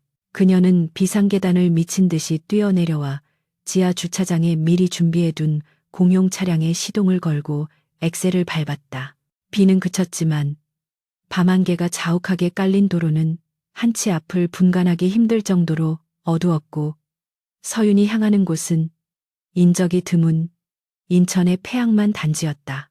운전대를 잡은 그녀의 손은 하얗게 질려 있었지만 눈빛만은 흔들림 없이 전방을 응시하며 머릿속으로 수많은 시나리오를 시뮬레이션하고 있었다. 그녀는 최진호가 단순히 저장 장치만을 원하지 않을 것이며 자신의 목숨까지 노리고 있다는 사실을 잘 알고 있었기에 거래가 성사될 확률은 제로에 가깝다고 판단했다. 유일한 승산은 최진호가 저장 장치를 확인하는 그 짧은 찰나의 순간에 이모를 구출하고 탈출하는 것뿐이었지만 상대는 무장한 깡패들을 거느리고 있을 것이 뻔해 승산은 희박해 보였다. 하지만 그녀에게는 선택의 여지가 없었고 오직 가족을 구해야 한다는 일념 하나로 죽음의 문턱을 향해 질주했다.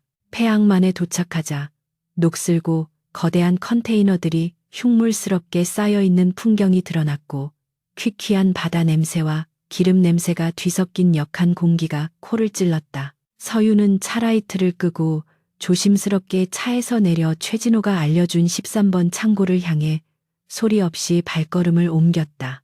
주변은 쥐 죽은 듯 고요했지만 어둠 속에서 누군가가 자신을 지켜보고 있다는 섬뜩한 느낌을 지울 수 없었고 그녀는 코트 주머니 속에 전기 충격기를 꽉 쥐며 긴장을 늦추지 않았다.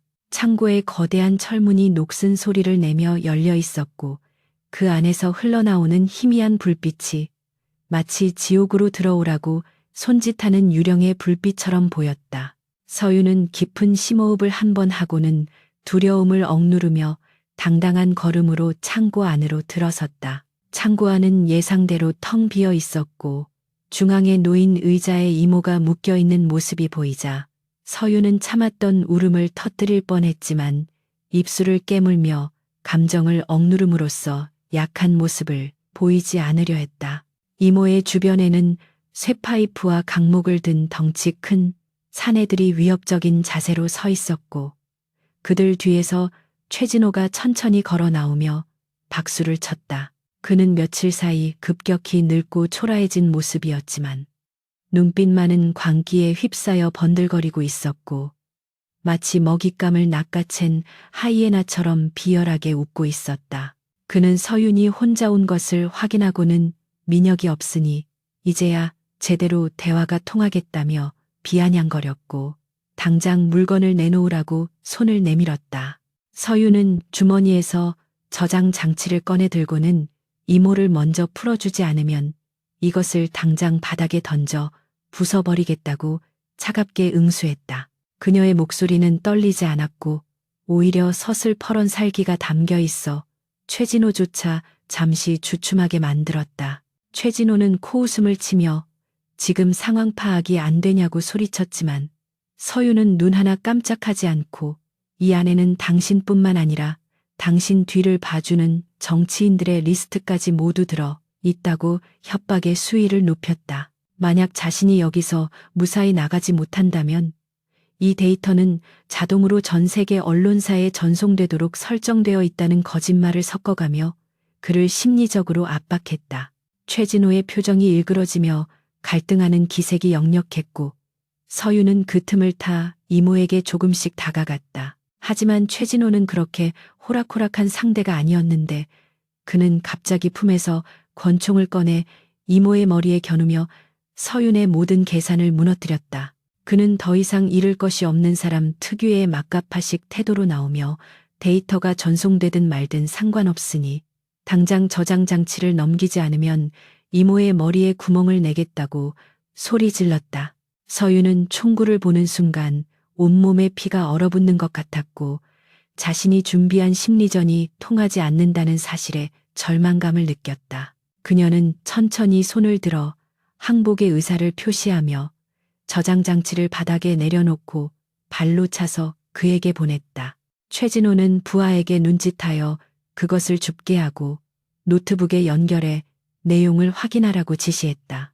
부하가 노트북에 저장 장치를 연결하는 동안 서윤은 이모와 눈을 맞추며 안심하라는 신호를 보냈지만 이모는 고개를 저으며 어서 도망치라고 눈물로 호소했다. 긴장된 침묵이 흐르고 모니터 화면에 데이터가 뜨는 순간 부하가 고개를 끄덕이며 진짜가 맞는 것 같다고 보고했다. 사실 그것은 서윤이 심어둔 바이러스가 작동하기 전까지 진짜 파일처럼 보이게 만든 위장 파일이었지만 전문 지식이 없는 깡패들이 그것을 간파하기란 불가능했다. 최진호는 만족스런 미소를 지으며 저장 장치를 챙겼지만 서윤이 예상했던 대로 이모를 풀어주라는 약속을 지키지 않았다.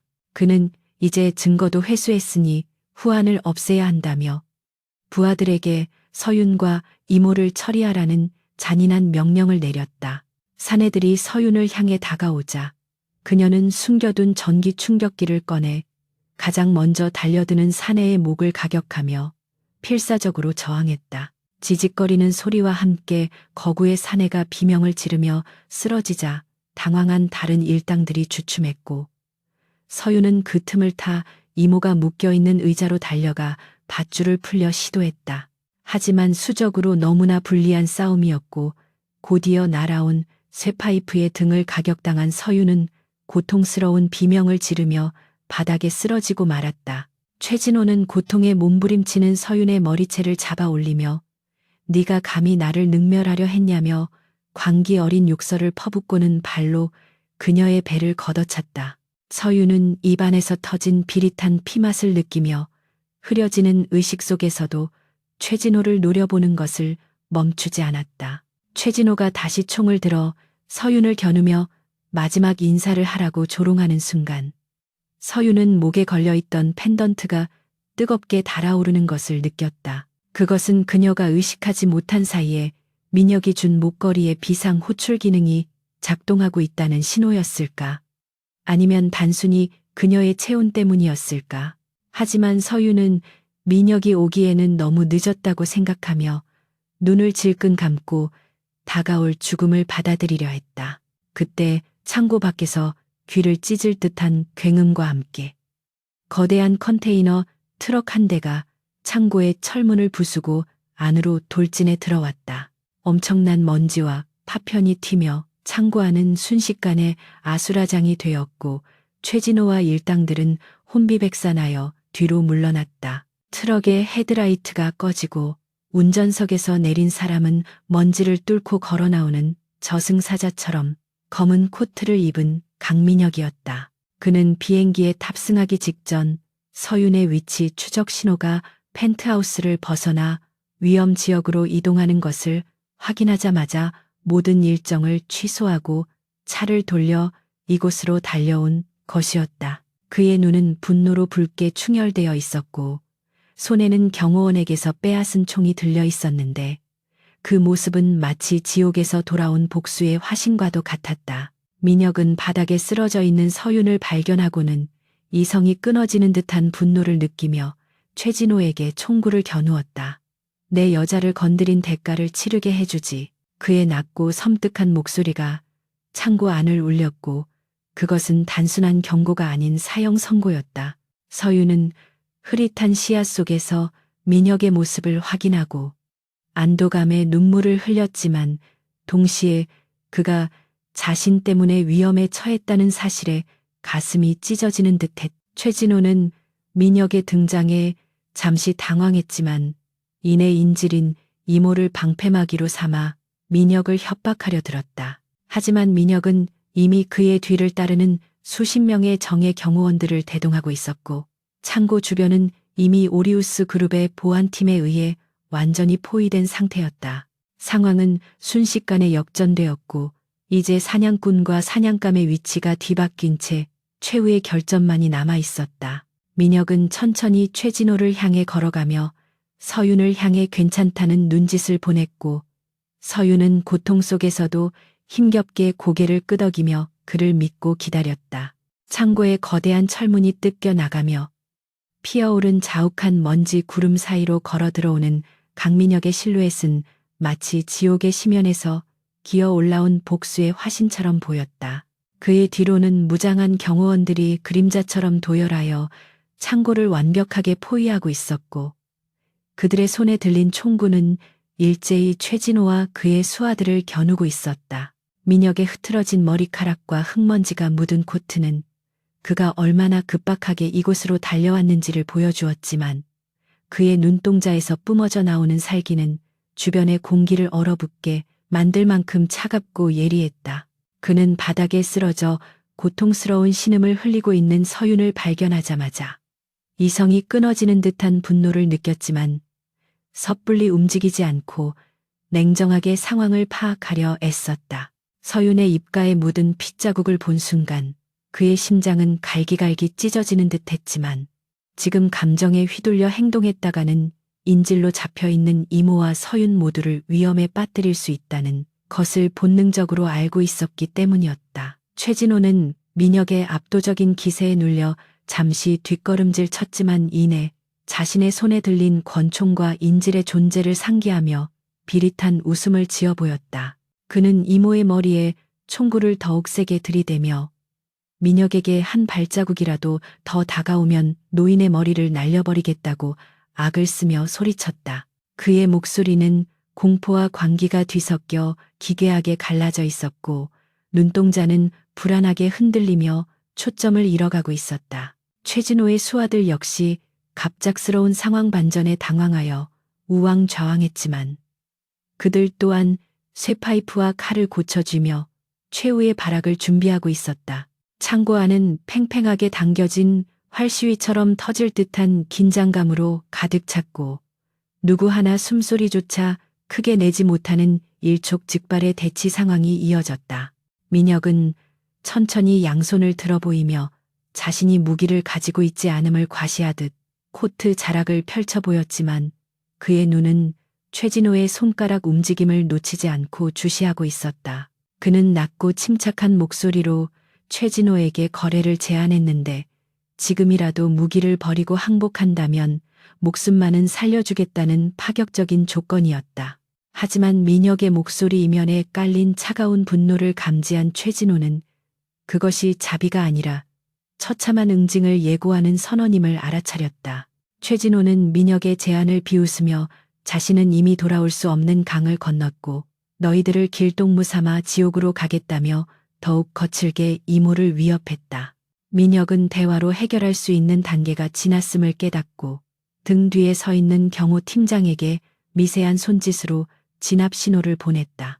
그 순간 바닥에 쓰러져 있던 서윤이 고통을 참아내며 힘겹게 고개를 들어 최진호의 노트북 화면을 바라보았는데 그곳에는 그녀가 심어둔 바이러스 프로그램의 카운트다운이 0을 향해 달려가고 있었다. 그녀는 흐릿해지는 의식을 붙잡으며 입가에 묻은 피를 닦아내고는 최진호를 향해 나직하게 웃음을 터뜨렸다.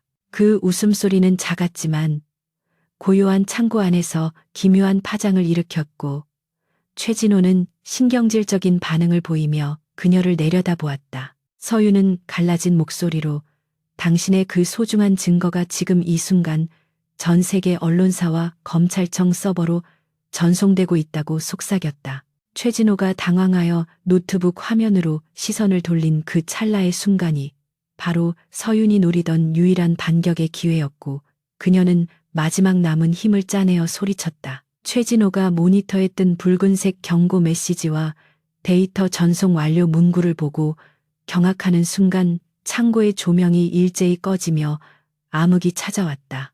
민혁의 경호팀이 배전반을 차단함과 동시에 섬광탄을 터뜨렸고 강렬한 빛과 폭음이 터지며 창고 안은 순식간에 아수라장으로 변했다. 민혁은 그 혼란을 틈타 망설임 없이 앞으로 돌진하여 최진호의 팔을 향해 정확하게 몸을 날렸다. 탕하는 총성이 울려 퍼졌지만 총알은 민혁의 어깨를 스치고 천장을 뚫었을 뿐이었고 민혁의 주먹이 최진호의 명치를 강타했다. 억소리와 함께 최진호가 뒤로 나뒹굴며 총을 떨어뜨렸고 그와 동시에 경호원들이 들이닥쳐 나머지 깡패들을 제압하기 시작했다. 어둠 속에서 벌어진 난투극은 처절하고 격렬했는데 쇠파이프가 부딪히는 소리와 비명 소리가 빗소리와 섞여 기괴한 불협화음을 만들어냈다. 민혁은 부상 입은 어깨에 통증을 느낄 새도 없이 달려드는 깡패들을 숙련된 격투 기술로 하나씩 쓰러뜨리며 서윤이 있는 쪽으로 길을 열었다. 그는 자신의 몸을 방패 삼아 날아오는 공격을 막아내며 오직 서윤과 이모의 안전만을 생각했고 그 모습은 마치 피에 굶주린 야수와도 같았다. 한편 서윤은 혼란 속에서 기어어가 떨어진 최진호의 총을 발로 차 멀리 치워버리고 묶여있던 이모의 밧줄을 풀기 위해 안간힘을 썼다. 이모는 공포에 질려 떨면서도 서윤의 상처를 걱정하며 눈물을 흘렸지만 서윤은 괜찮다며 이모를 안심시켰다. 경호원들의 압도적인 무력 앞에 깡패들은 하나둘씩 제압되어 바닥에 무릎을 꿇었고 상황은 빠르게 정리되어 갔다. 하지만 구석에 처박혀 있던 최진호가 숨겨두었던 잭나이프를 꺼내 들고 마지막 발악을 하며 서윤의 등 뒤로 달려들었다. 서윤은 인기척을 느끼고 뒤를 돌아보았지만 피하기에는 너무 늦은 거리였고 날카로운 칼날이 그녀를 향해 번뜩였다. 그때 민혁이 바람처럼 나타나 서윤을 감싸 안으며 자신의 등으로 칼날을 받아냈고 둔탁한 소리와 함께 그의 코트가 찢겨 나갔다. 민혁은 고통에 신음했지만 물러서지 않고 그대로 몸을 돌려 최진호의 손목을 꺾어버리고는 그의 얼굴에 무자비한 주먹을 꽂아 넣었다. 최진호는 코뼈가 부러지는 소리와 함께 바닥에 처참하게 쓰러졌지만 민혁의 분노는 거기서 멈추지 않았다. 그는 쓰러진 최진호의 멱살을 잡고 일으켜 세워 다시 한번 주먹을 날렸고 이성을 잃은 듯 그를 계속해서 구타하기 시작했다. 민혁의 눈은 핏발이 서 있었고 그가 내지르는 주먹마다 서윤을 다치게 한 놈에 대한 증오와 살이가 담겨 있었다. 최진호는 이미 의식을 잃고 피투성이가 되었지만 민혁은 멈출 기미를 보이지 않았고 이대로 가다가는 정말로 그를 죽일 기세였다. 주변의 경호원들조차 민혁의 광기에 질려 감히 말리지 못하고 주춤거릴 때 서윤이 다가와 그의 피 묻은 주먹을 붙잡았다. 서윤은 울음 섞인 목소리로 민혁의 이름을 부르며 제발 그만하라고 애원했고 그녀의 따뜻한 손길이 닿자 민혁의 주먹이 허공에서 멈췄다. 그는 거칠게 숨을 몰아쉬며 초점을 잃었던 눈동자로 서윤을 바라보았고 그녀의 눈물 젖은 얼굴을 보자 비로소 이성이 돌아오는 것을 느꼈다. 민혁은 피투성이가 된 최진호를 바닥에 내동댕이 치고는 떨리는 손으로 서윤의 뺨을 감싸주며 그녀가 무사한지 확인했다. 서윤은 그의 품에 안겨 참았던 눈물을 터뜨렸고 민혁은 그녀를 부서질 듯 꽉 끌어안으며 늦게 와서 미안하다는 말을 반복해서 속삭였다. 두 사람은 폐허가 된 창고 한가운데서 서로의 체온을 느끼며 생사의 고비를 넘긴 안도감을 나누었다. 곧이어 요란한 사이렌 소리와 함께 경찰 특공대와 구급차가 현장에 도착했고 창고 주변은 붉고 푸른 경광등 불빛으로 어지럽게 물들었다. 경찰들은 반쯤 시체가 된 최진호와 그의 일당들에게 수갑을 채워 연행해 갔고 구급대원들은 서윤과 이모의 상태를 살피기 위해 분주하게 움직였다. 민혁은 구급대원의 치료를 거부하고 자신의 찢어진 코트를 벗어 서윤의 어깨에 덮어주며 끝까지 그녀의 곁을 지켰다. 최진호가 경찰차에 실려 가면서도 악에 받친 눈으로 두 사람을 노려보았지만 서윤은 더 이상 그를 두려워하지 않았고 오히려 싸늘한 경멸의 눈빛으로 그를 배웅했다. 이제 모든 악연은 끝났고 최진호가 쌓아 올린 탐욕의 탑은 완전히 무너져 내렸다. 현장 감식이 진행되는 동안 민혁과 서윤은 구급차 뒷좌석에 나란히 앉아 서로의 상처를 보듬어 주었다.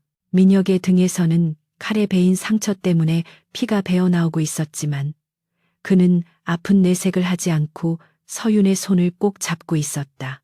서윤은 민혁의 상처를 보며 가슴 아파했지만 그는 오히려 훈장 같은 것이라며 농담을 건네 그녀를 웃게 만들려 노력했다. 그들은 말이 없어도 서로의 마음을 알 수 있었고 오늘 밤 겪은 끔찍한 사건이 오히려 두 사람의 사랑을 더욱 단단하게 만들어 주었음을 확인했다.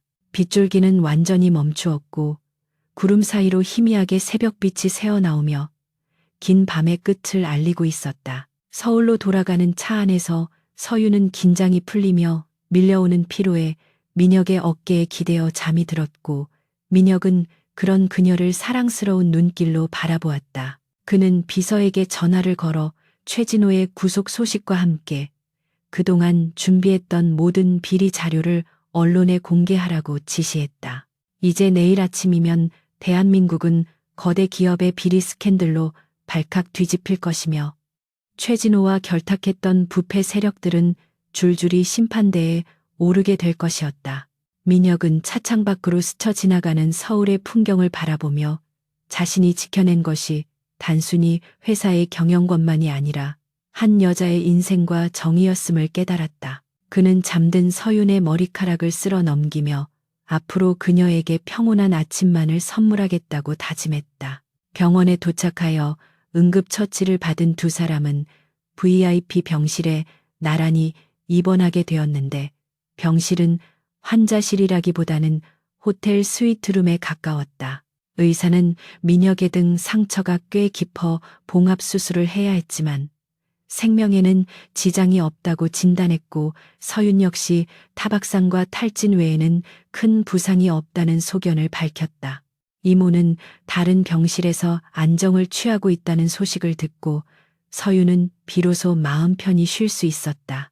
링거를 맞으며 침대에 누운 서윤은 옆 침대의 민혁을 바라보며 우리가 정말 살아남은 것이냐고 물었고 민혁은 미소 지으며 우리는 승리했다고 대답했다.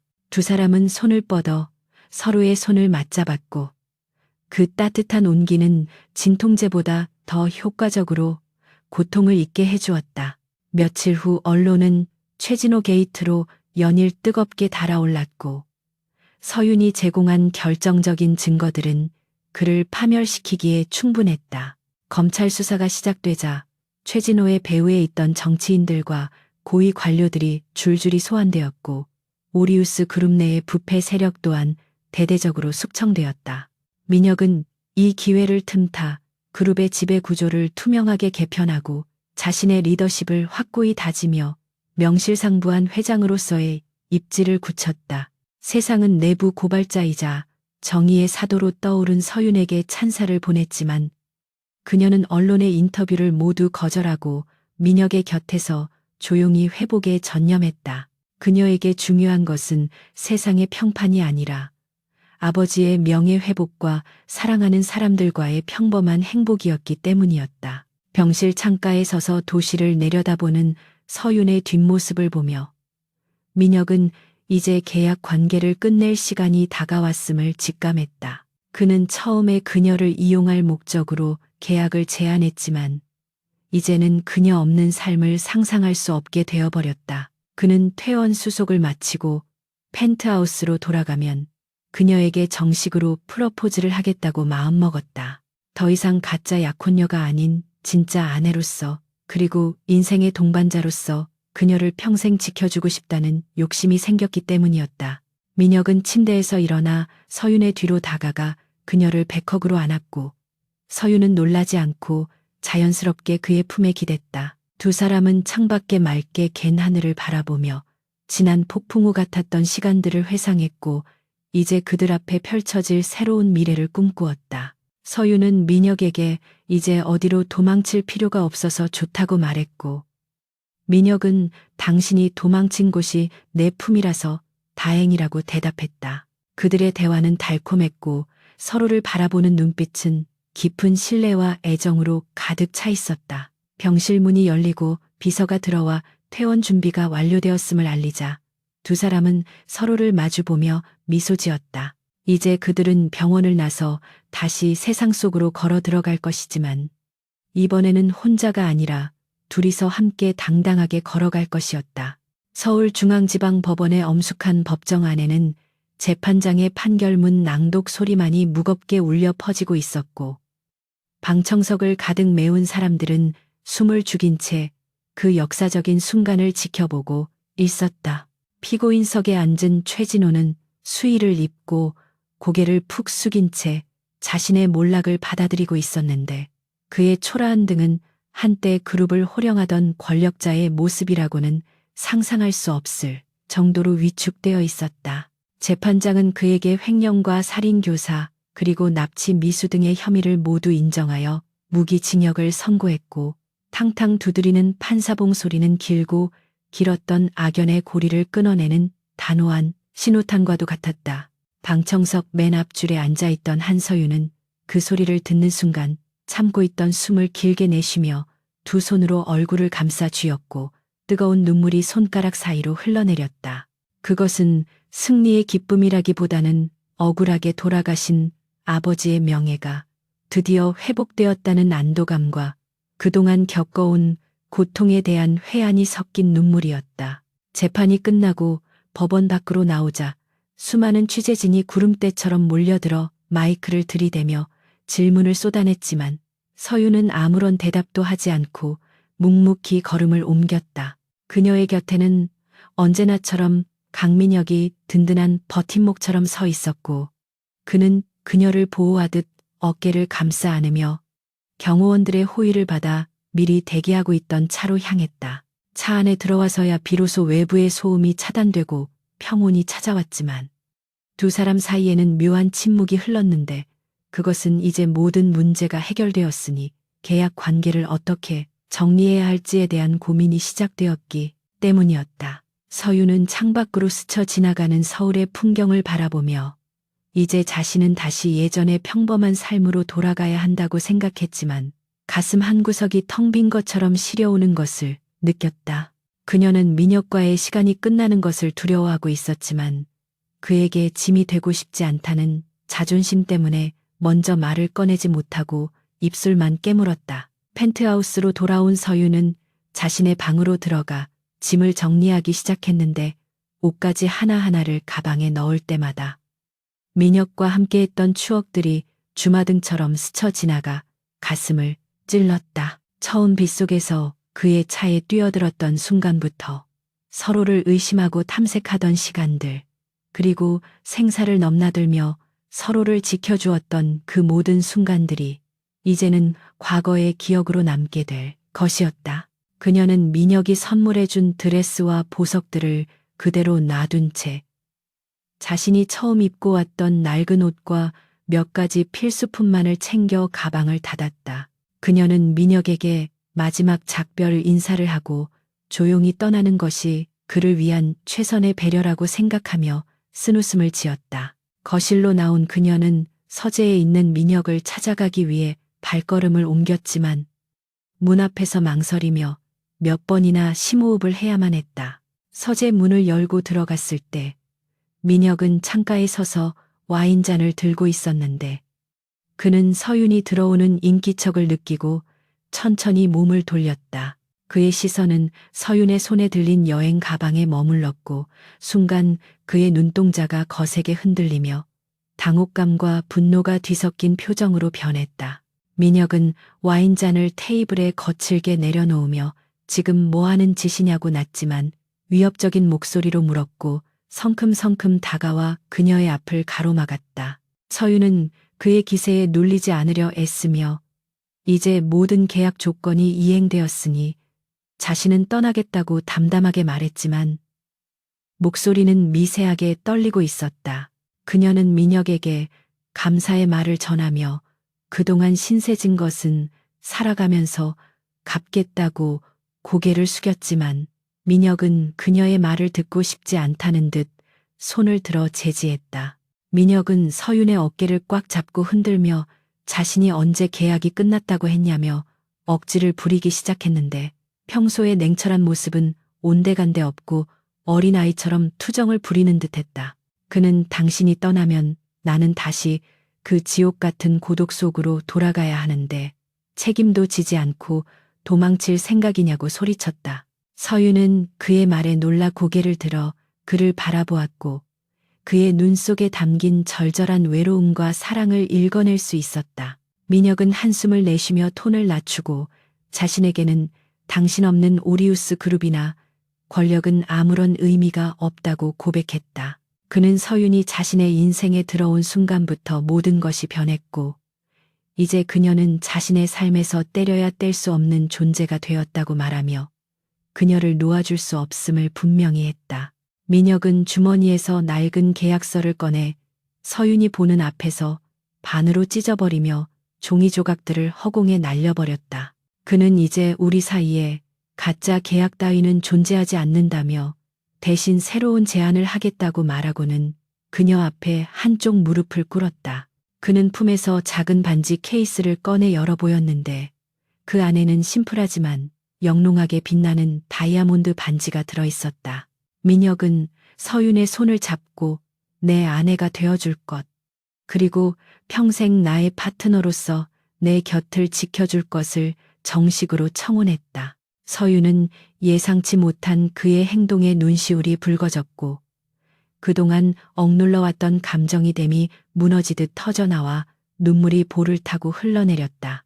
그녀는 고개를 끄덕이며 떨리는 목소리로 당신 곁에 있겠다고 대답했고 민혁은 환하게 웃으며 그녀의 손가락에 반지를 끼워 주었다. 두 사람은 서로를 끌어안고 깊은 키스를 나누며 서로의 마음을 확인했는데 창밖으로 쏟아지는 서울의 야경이 그들의 사랑을 축복하듯 반짝이고 있었다.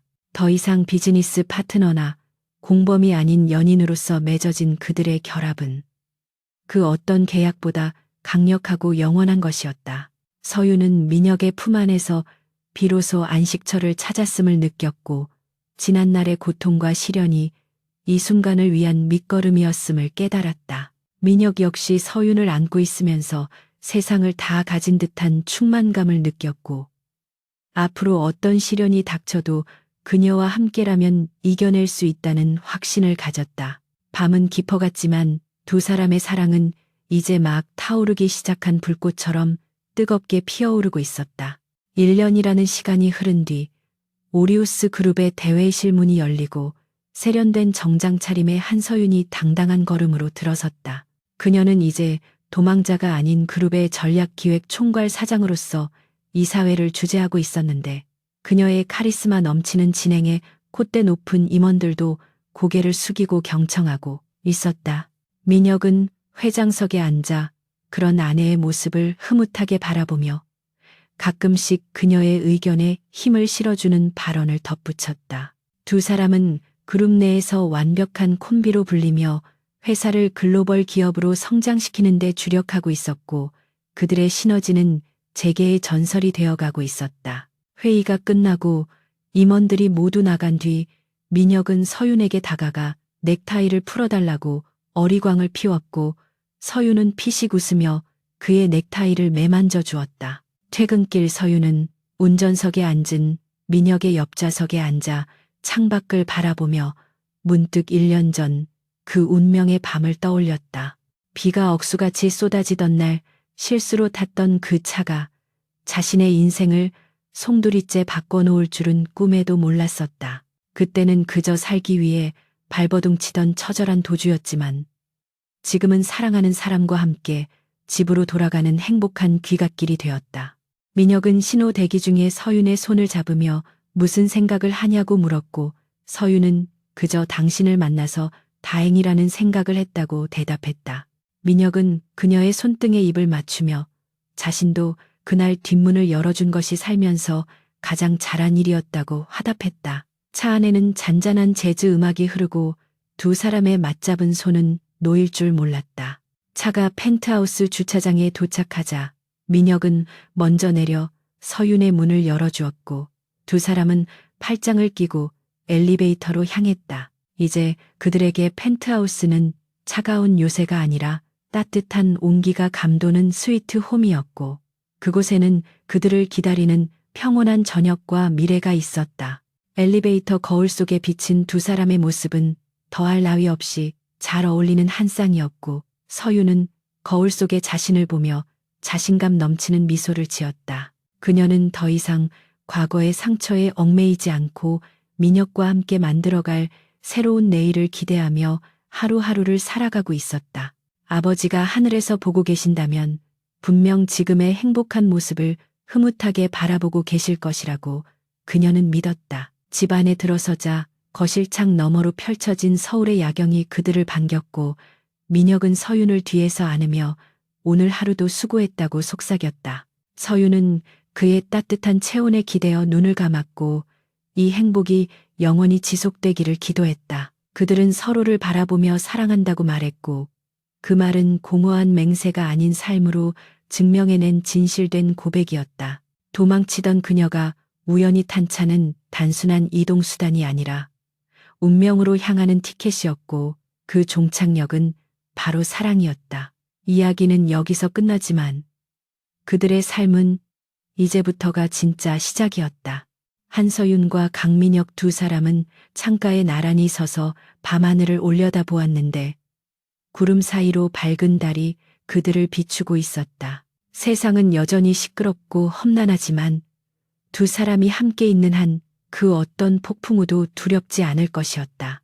그들은 서로의 손을 꽉 잡으며 내일 아침 떠오를 태양을 기다렸고 그 기다림조차 설렘으로 다가왔다.